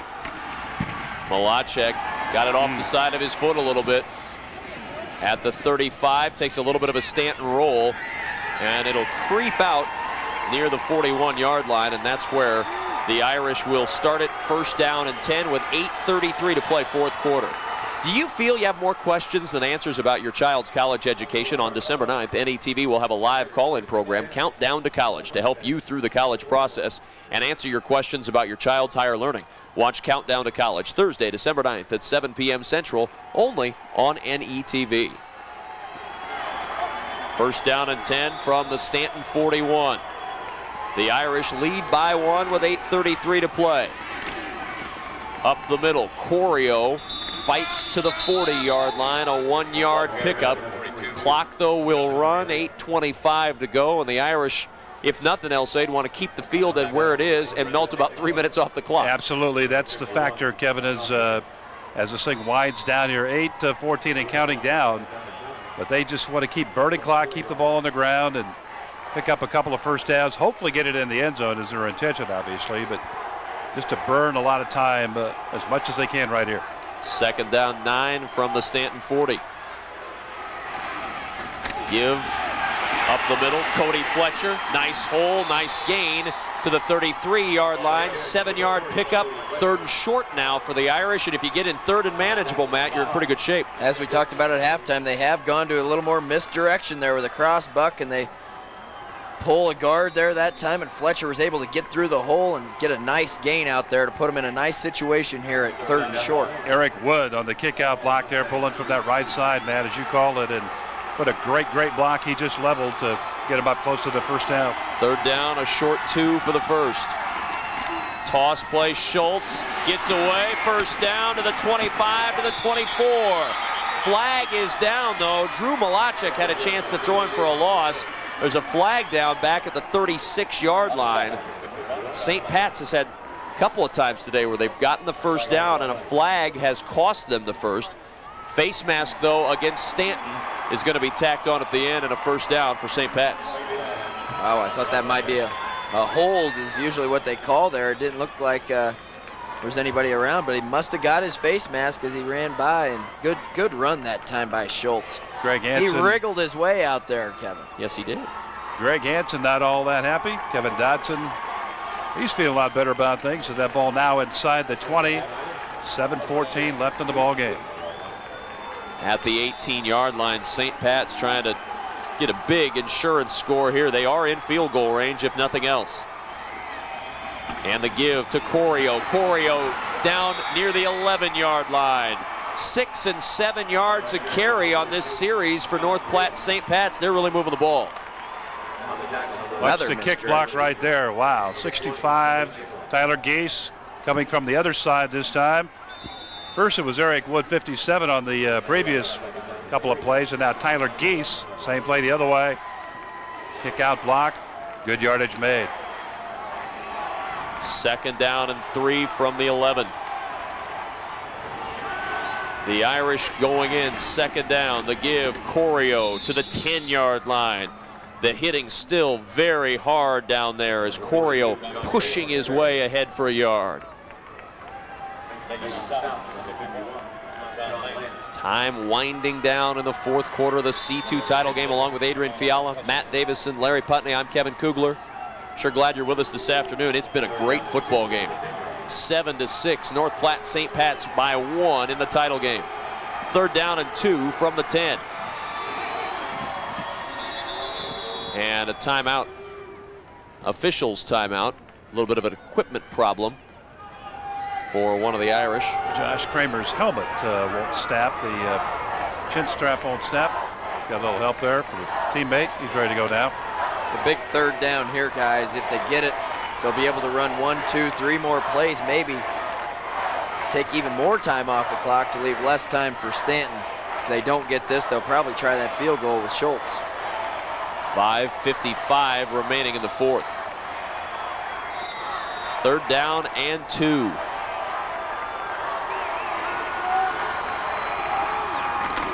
Schultz gets the carry.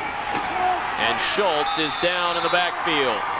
A lot of orange in the backfield. Hard to get away from Malachek and Weiner, and Schultz will lose a yard. Stanton ready for this one. Is good job there by Malachek, Drew Malachek, to hold his ground, keep that flank in control, and make the play eventually along with Weiner. So that decision time now. Officials timeout again. Looks like Kramer still having trouble with that helmet. He works on that, trying to get it ready for this fourth down play. You're on the near side hash, a difficult angle for the field goal. But you've got Schultz, who's 4 for 4 this year.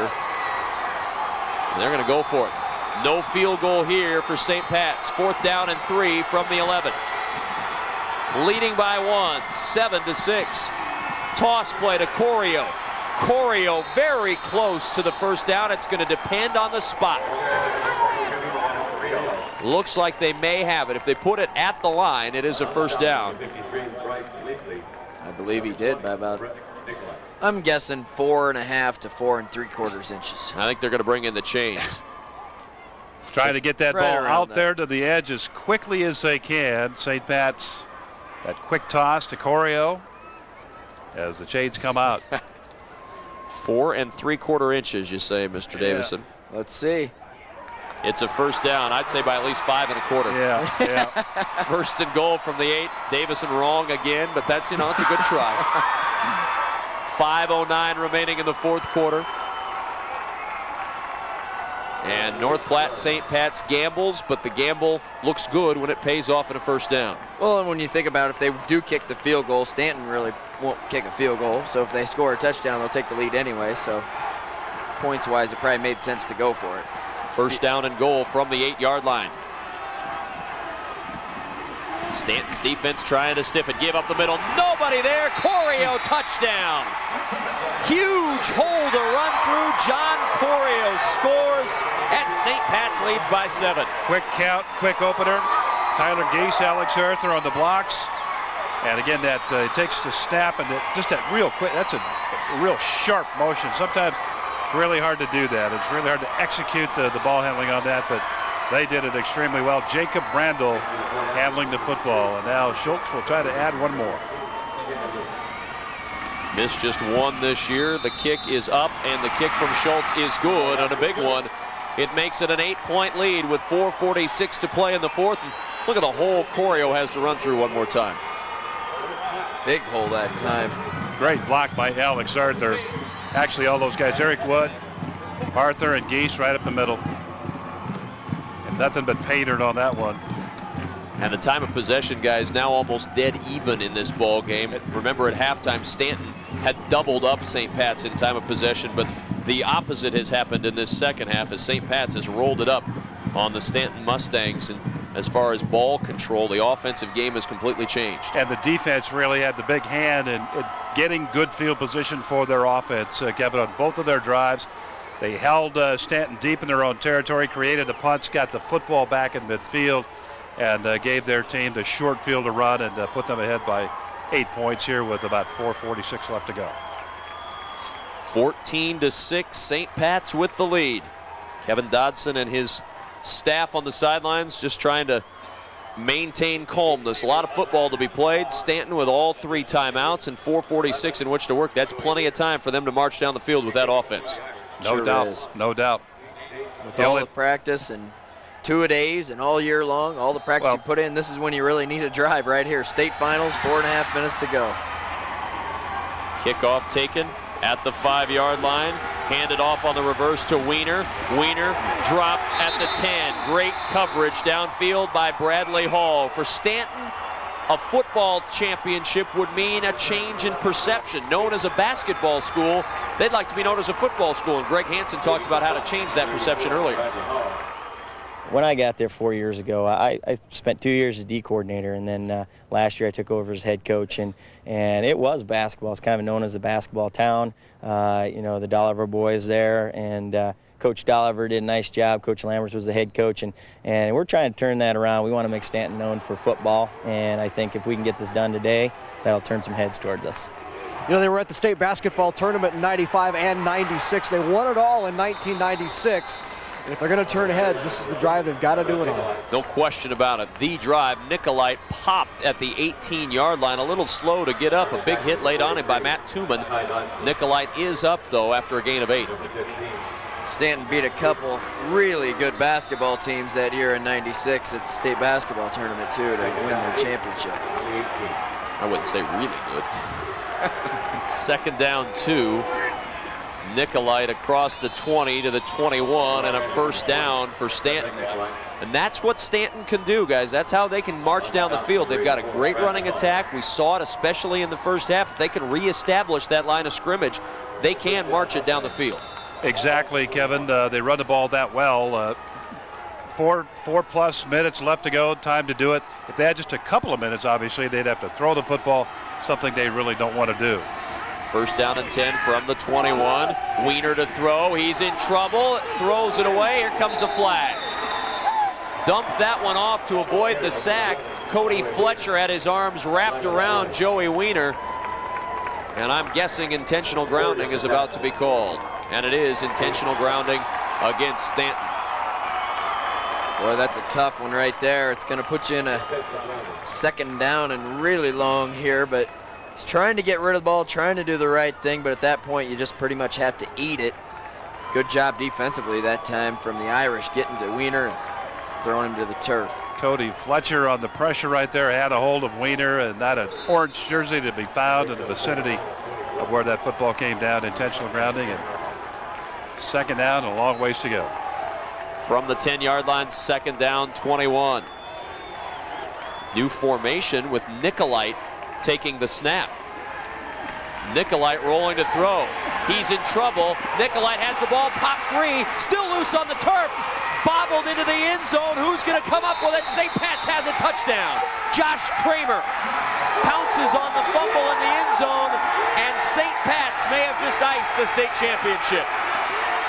Fitting that Kramer's the one to jump on it too. He's had a heck of a game defensively, chasing the play down that time. 16 tackles today for Kramer defensively, and now he gets a touchdown to put his team up by a couple of scores here in the state finals. Brett Nicolite trying to make it work on that play. First time we've seen that play today out of Stanton as they line it up for the point now. Schultz, perfect today. Missed just once all year. And right down the middle with the kick again. 3:34 to play in the fourth quarter. And the defense gets St. Pat's extended to a 15-point lead. Kind of a different formation here, Matt. Nicolite looking to throw. They have the ball in his hands, and he had it up there. Thought he was going to deliver. It looked like he was trying to go to maybe Malachek there, but just as he went up to throw the ball or deliver it, he gets hit, and then it's fumble into the end zone, and St. Pat's puts it away, guys. You wonder what that play was supposed to be, guys. Nicolite hadn't taken a snap all day long. They had Wiener off to the left, and they sent him long. And there was Nicolite running to the left side and fumbled the football. Don't know much about Nicolite, his ability to throw the ball. Well, let's take a look here. He has passed. He's 4 of 9 passing this year for 58 yards. And so apparently he can throw the ball a little bit. They also have the option there for him to run the football. So you've got a dual threat there, a run-throw. But it just did not work as he put it up to throw and got hit about that time, and disaster struck.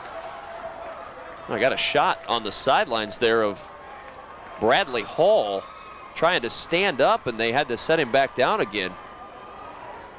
Larry Putney is down there. We'll try to get a report as soon as we can, but boy, Bradley Hall now up and moving around. He tried to stand up. We were shooting him on the sidelines a moment ago, and looked like somebody had punched him in the stomach. He may have lost his wind. Appears to be okay now. And that's good news for St. Pat's. A timeout has been called by St. Pat's. If you'd like to get a VHS copy or DVD of today's C2 state championship or any of our state championships, log on to mynptv.org or dial 1-800-228-4630. North Platte fans right now are dialing frantically to get themselves a keepsake of the C2 championship. Looking pretty good for St. Pat's right now.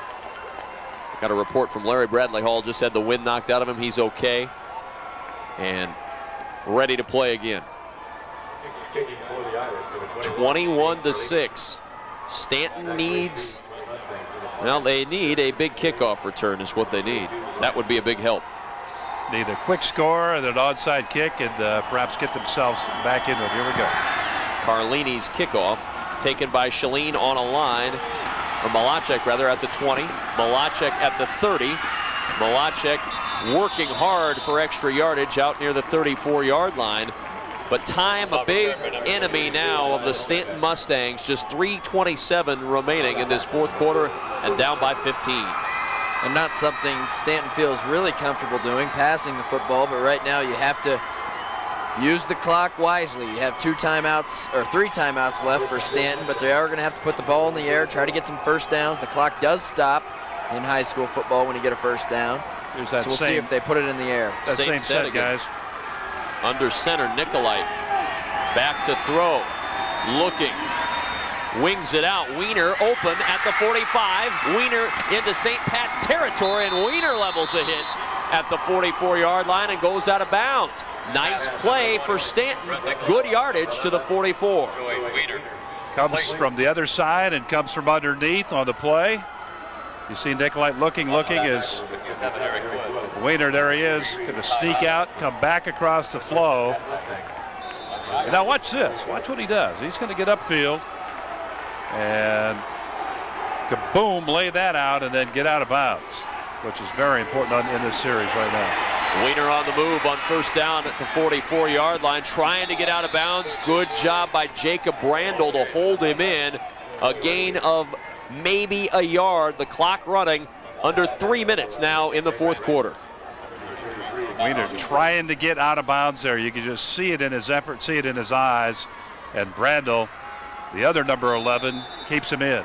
Great job by Brandel. Second down and 9 from the 43. Nicolite back under center. They'll line him up to the right of the line this time, and Nicolite will roll that direction. Wants to throw, wings it out, incomplete.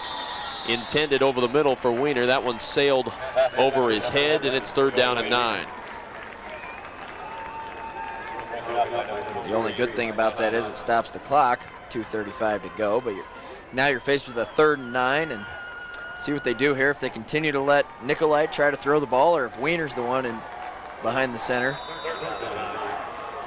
2:35 remaining. Wiener today 1 for 4, 34 yards and an interception. Nicolite now 1 for 3 in the pass game. 22 yards throwing for Brett Nicolite. And it will be Wiener once again who takes the snap. They'll line up in the double wing. Third down and 9 from the 43. Wiener fires it out and dropped at the 40-yard line. Drew Malachek, he wasn't going to get the first down anyway. Good coverage from Nathan Weisler right behind Drew Malachek on the play. St. Pat's on the blitz this time, anticipating this, the pass. See it right there. Good pressure coming in from Eric Wood, the linebacker. Ball there, but just not received. Tough, Matt. You got to make those catches. Yeah, you got to make that catch. Especially right now. This is ball game time, and you got to make those grabs. Yep. Fourth down and 9 at the 43 of St. Pat's, and this is your ball game right now. Stanton does not get this. They do have 3 timeouts, but they're down 15, and with 2.5 to play, would make it very tough to come back. Tough enough as it is. Wiener, the quarterback, on 4th and 9. To Malachek, to Nicolite. He wants to throw. Kramer right on the doorstep, and he bats the pass away. Josh Kramer seems fitting as involved as he's been and as big a day as he's had to bat perhaps the final pass attempt away for the Stanton Mustangs. I think he batted the pass away, guys, and the trophy in right there. The Irish take over first down. It's going to be a reverse pass that time, Kevin. Nikolai didn't have anywhere to throw the football anyway, I don't think, and there was Kramer following the play. Good job staying with him. Well, he realized that he couldn't get there. He saw him cranking up to make the throw, realized he couldn't get there to make the hit, so just get up in the air, get the hands up in the air. You have that chance to bat it down, and he did. Give up the middle to Corio at the 45-yard line. Timeout going to be called by Stanton. They have 3. If North Platte St. Pat's gets a first down, they can run out the clock. Stanton's defense trying to hold on for one last opportunity on the offensive side. 2nd down and 8. Some numbers for you. Stanton with 210 yards total offense. St. Pat's 163 yards offense today. Brett Nicolite 20 carries, 94 yards and a touchdown to lead all rushers. John Corio 15 carries, 84 yards, a touchdown for St. Pat's. Bobby Schultz 15 carries, 54 yards for St. Pat's. The passing yardage combined between the two teams, 70 yards passing. Just 14 yards passing for St. Pat's, 56 yards passing for Stanton. A little bit of a surprise the passing numbers are so low for St. Pat's. They came in with nearly 1,000 yards passing on the season. Brandel had 948, but they've only attempted today just 9 passes. Yeah, I thought we might see a little more balanced attack from the Irish today, but you know, they kept with their game plan, and that was to try to run the football, and they did a good job of it. Corio's been very effective here in the second half. Schultz fighting for extra yardage out near midfield. Joey Weiner on the stop. Schultz 3 yards shy of a first down. It'll bring up 3rd and 3. Clock is stopped, 2:10 remaining. Stanton uses its 2nd timeout. They have 1 remaining. And Stanton, if they want to get the ball back and have a chance at a late comeback, needs a stop here on 3rd and 3. Yeah, that St. Pat's offense really stepped up here in the second half from where they started out in the first half, but the defense really gave them their opportunities in terms of great field position. Short field to run, capitalizing on that, and then excellent blocking up front. We saw a number of times Eric Wood making great blocks, Alex Arthur in particular making great blocks, Tyler Geese making great blocks. So those guys right up there in the middle, and that's where Kevin Dotson said, we think maybe we can make yardage in the second half. That's where they went, and that's where they made the yards. That's what's going to win them this ball game. 3rd down and 3 from midfield. A first down will pretty much salt it away, and Schultz will not get it. Stacked up at the 49. Stanton uses its final timeout. 2:05 remaining in the 4th quarter. And North Platte St. Pat's will face a 4th down and 2. Probably see a punt here, try to make Stanton go 70 or 80 yards to get a touchdown here to get within another 1 score of the Irish. So we'll see a punt here. Might see Stanton try to block this. Instead of setting up a return, they might try to bring everyone and just try to block the punt. They punt it, Matt. Pressure will be on Josh Kramer, the long snapper, to make the good snap. We've seen good snaps in this ball game today for the most part. Yesterday with the conditions so bad, weather a problem, wet, cold. That was a problem last night, but today it's been a lot better. With Kramer, we'll see if he is indeed if they punt, see if he's a long snapper here. I believe he will be. You can actually see 17th and Vine today. So rainy and foggy, you couldn't even see that far. Now we can see all the way across Lincoln from here, high above Memorial Stadium. Kramer is the long snapper. Hall is the punter. Malachek, the lone man back. Here comes a 10-man block. Hall gets it off. Malachek at the 23, fumbles the football. St. Pat's has it at the 20-yard line, and that'll do it. Nathan Weisler recovers. Malachek trying to make a play, trying to get a punt return going, and it just bounced off his hands, and St. Pat's recovers. Sometimes it just doesn't go your way, as you'll see here in a moment. Malachek, no problem right there, but just fritters out of his hands. Special teams have done well for North Platte St. Pat's today. We saw Bradley Hall, punt the ball down to the 4-yard line early in the 4th quarter. put Stanton in a hole and give his team then an opportunity later in that quarter to move ahead and go ahead and score. Stanton out of timeouts. Corio gets the carry. And Corio met at the 15-yard line. A 5-yard pickup. Clock will run. And Stanton is powerless to stop it. So for North Platte St. Pat's, the last state championship in 1985. They were runners-up in 87. Have not been back to the final since. But they are closing in on the first state championship in nearly 2 decades. 2nd and 5 from the Stanton 15. North Platte St. Pat's leading 21-6 in the C2 final. And a knee is taken by the quarterback, Jacob Brandel. A senior-dominated lineup for North Platte St. Pat's. Take out Brandel and Schultz, and also Bradley Hall, and you've got seniors all across the board, and those seniors are going to leave with a gold medal around their neck. They will be the C2 state champions. Senior leadership always prevails, and we're seeing it happen here today. Great job by both of these teams. They both have to be very proud of what they've achieved and accomplished this year, as St. Pat's now just going to take another knee here. Brandel. Well, maybe not. Pushing forward and now takes that knee. Gets hit pretty hard at the end of that.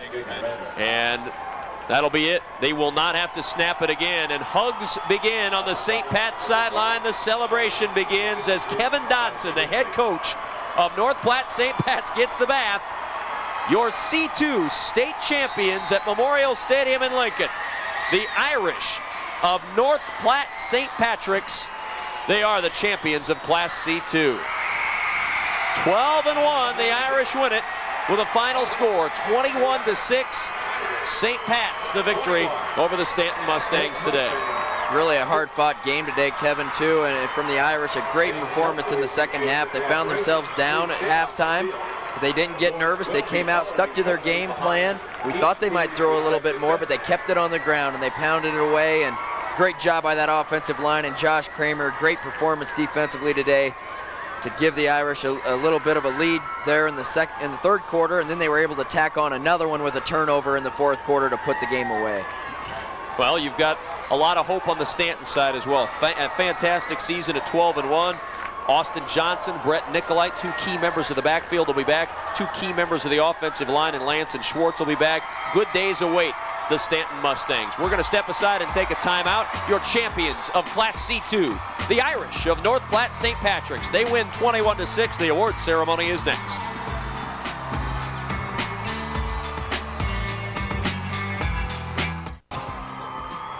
The champions of Class C2, the Irish of North Platte St. Patrick's, 21-6, the final over the Stanton Mustangs.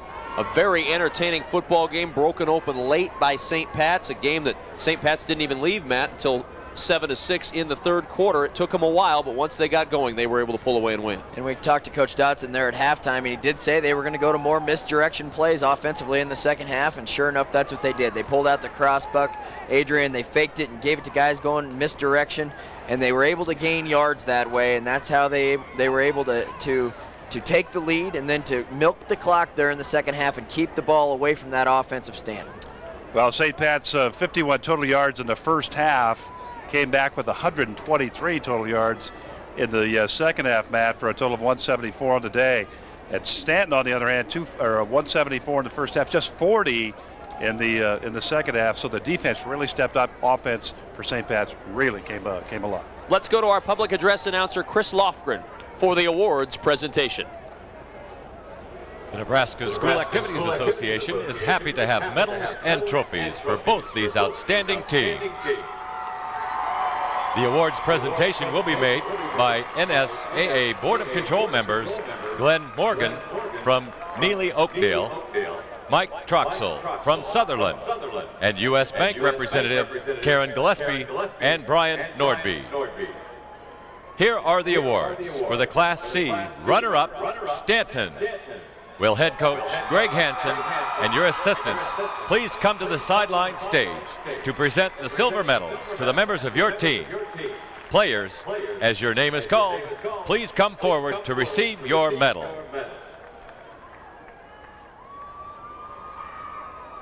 Number 1, Drew Mullichek.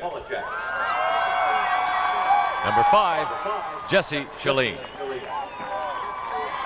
Number 9, Ben Starkle. Number 11, Joey Wiener. Number 12, Chris Killeen. Number 16, Austin Johnson. Number 20, Brett Nicolai. Number 22, Eric Butterfield. Number 24, Tucker Tequil.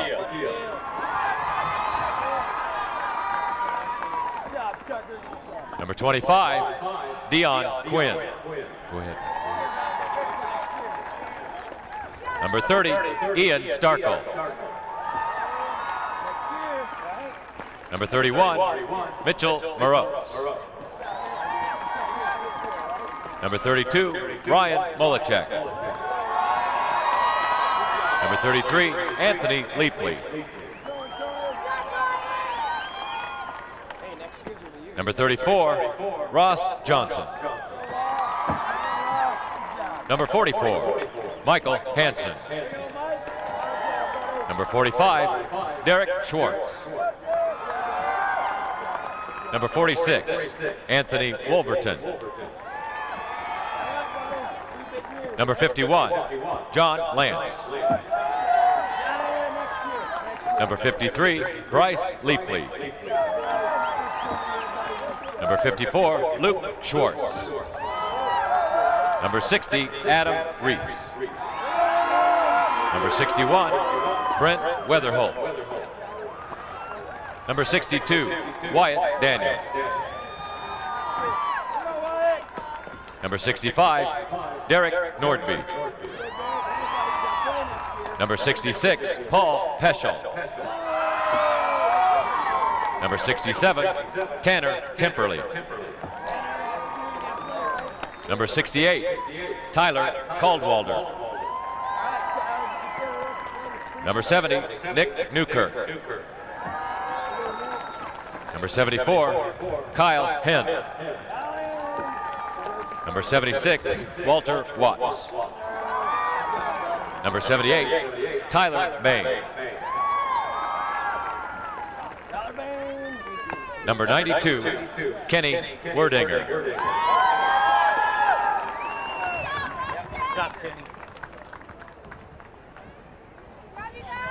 And now here is the 2004 Class C2 runner-up trophy. Congratulations, Stanton High School.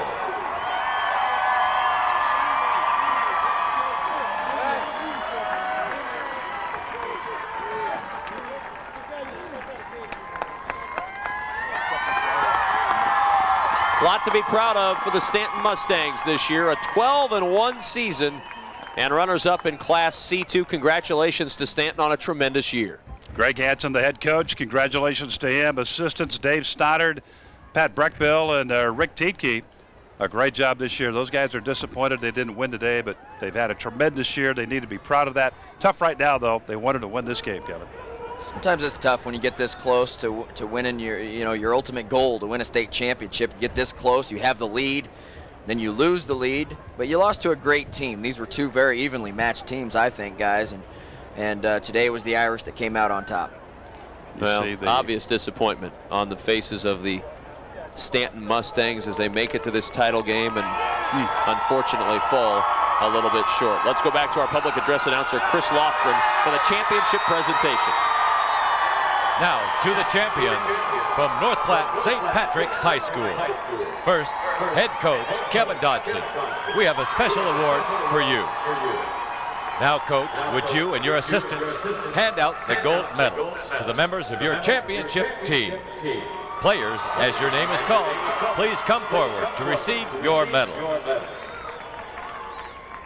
Number 10, John O'Connor.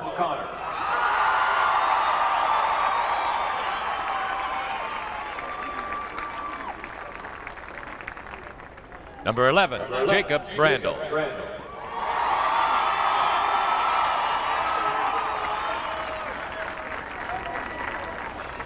Number 12, Zach Richards.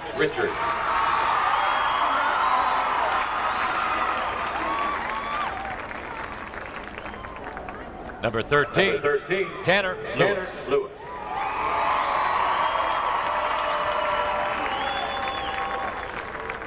Number 15, Matt Tooman.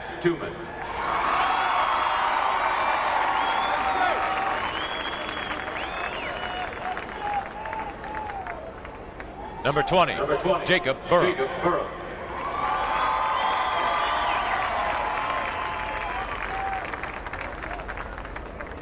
Number 21, Dane Carlini.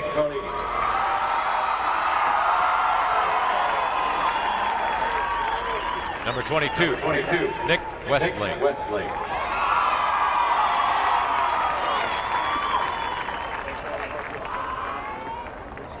Number 23, Max Colhart.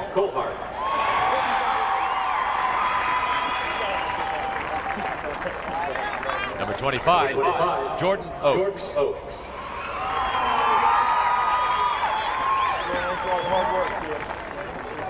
Number 26, Andrew Kelsey.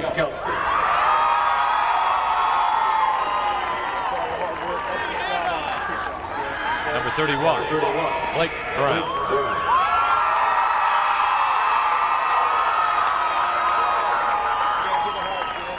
Number 32, Shane O'Neill.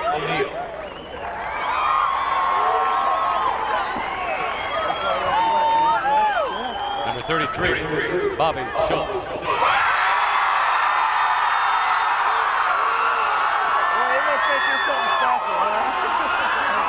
Number 35, Casey Platte.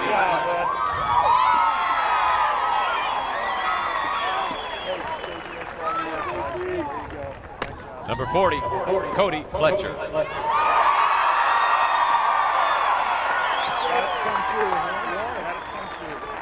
Number 41, Levi Horn.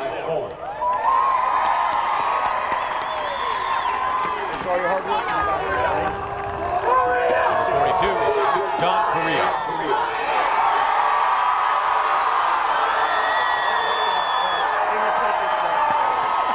Number 43, Ty Dodson.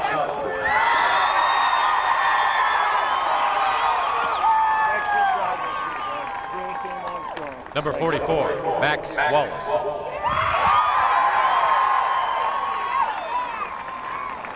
Thanks for all your work, Max. Okay. Number 45, Michael Budke.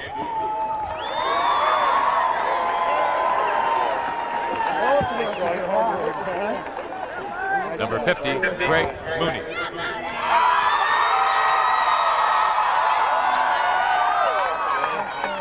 Number 51, Jeffrey White.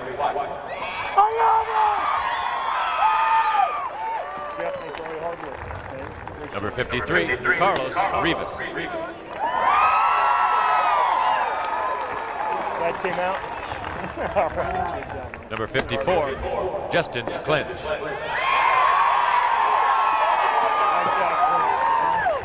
Number 55, Josh Kramer.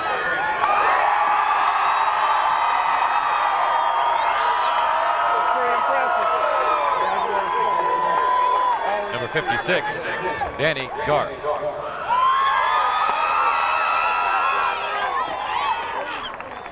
Hey, you got a pair of cleats. Like to see it. All right, congratulations. Number 57, Eric Wood.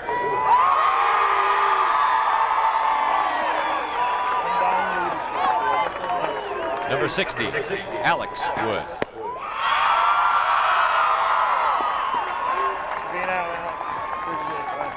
Number 61, Jeffrey Florum.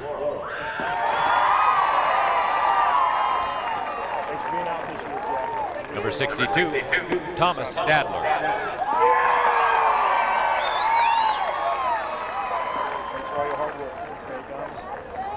Number 63, Shane Smith.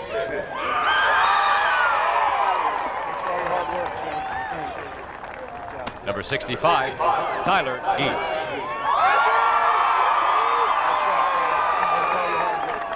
Number 70, Levi Lawson.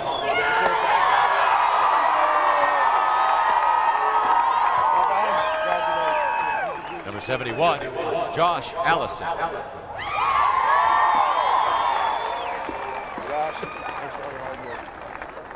Number 72, Joseph Browers.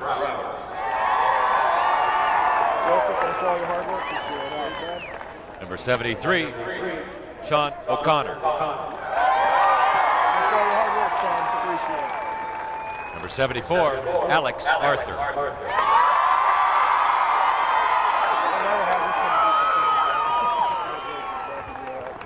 Number 80, Cody Sedlacek.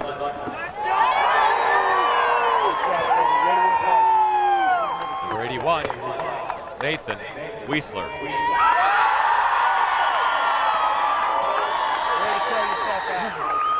Number 82, Sean Jording.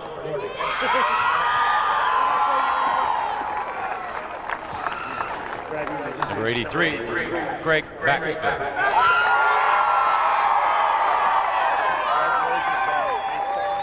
Number 84, Bradley Hall.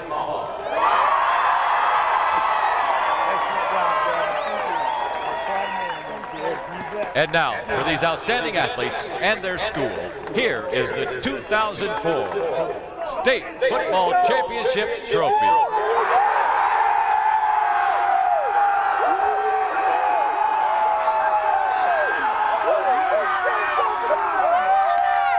The happy champions of Class C2 North Platte St. Patrick's. The Irish are number one indeed as they chant "We're number one" and hold the trophy high above their heads. A great day for the city of North Platte. The community all gathered here in Lincoln. A good crowd on hand from the North Platte fan on the North Platte side, and just a real shining day certainly for the entire city of North Platte. Kevin, when they qualified for the finals, I had people from North Platte call me, their radio and TV people, excited to come down, excited to be here. Carries over into the crowd today, into the team. Kevin Dodson in his 6th year picks up the championship, and congratulations to their assistants, Brent Oftenkamp, Mark Skillstead, Mark Young, and Rich Herrock. Larry Putney is standing by with the champion coach, Kevin Dodson. Well, Coach, congratulations. You said at half you needed to find a way to score, and you thought you could do it by going up the middle, and it turned out that you did get some yards there. Yeah, we I got to tell you what, the seniors on this team up front were awfully knowledgeable of the game, and they came in and thought that we could run up the middle. They thought a little misdirection would work, and of course, they're smarter than the coaches, and so those things really worked out well for us in the second half. What did you say to the guys at half? Coach, get Josh. We just talked about, we talked about assignments. We felt like we weren't really executing those the way that we had drawn up, and so we just talked about getting to the spots, basically trying to get to those linebackers. They were causing us a lot of problems. And you said you thought it was an effort thing. You just challenged the kids. Yeah, really, I just thought that, and we also thought that if we kept it close, we'd have a chance to win in the fourth quarter, because we felt like our kids had been through enough adversity this year in close ball games that they'd have the character to pull something like that out. Congratulations, Coach. Now we're going to go to Josh Kramer. Josh, 16 tackles. You had the touchdown. You batted down the final pass. What a terrific game. What was the difference for you guys in that second half? We just kept playing hard. We had been fourth quarter game, like Coach Dawson just said earlier, and we just knew we were in shape and everything. So you said you thought this was the most physical game you've played all year? Yeah, probably. I mean, Stanton's a great team. They hit me so hard, and sometimes I didn't know really what was going on out there. But my teammates just kept getting up. I'm sure they were getting hit just as hard as I was, and we just came out on top. Congratulations. Thank you very much. Oh, just a tremendous win for North Platte St. Pat's, and it's interesting, guys. We talked about it at halftime. The players went to the coach and said, we're getting this stuff done in the trenches. Let's run hard. Let's pound away at it. Coach says, you guys are out there. You know what's going on. Let's give it a shot. And sure enough, it turns the game around for him in the second half. It's good to see a coach listen to his players like that, and players that are knowledgeable enough to know the game and to go to him and say that. And when you have senior leaders on a team like this, they've been through these wars before, and they said, Coach, we can get it done. He trusts them. They come out and they win the state championship in the second half doing just that. Come out in that second half, Matt, and put up 123 yards of total offense. to really step up their effort and take this ball game, win the state championship, go home happy. Again, congratulations to both squads. North Platte St. Patrick's the champion, and Stanton the runner-up. Now, it doesn't matter how it gets done, as long as you're holding that trophy in your hands at the end of the day. If you'd like to get yourself a VHS copy or DVD of today's game, log on to mynptv.org or call 1-800-228-4630.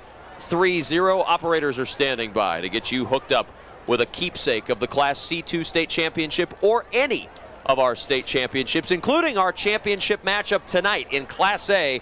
Great matchup ahead. Omaha Creighton Prep, they're 11-1. Millard North is 6-6. Tell you what, just ignore those records. Millard North playing its best football of the season right now. Creighton Prep with Nebraska recruit Zach Potter, among others, on its team. Just going to be a fantastic night of football tonight, 7 o'clock Central Time right here on NETV.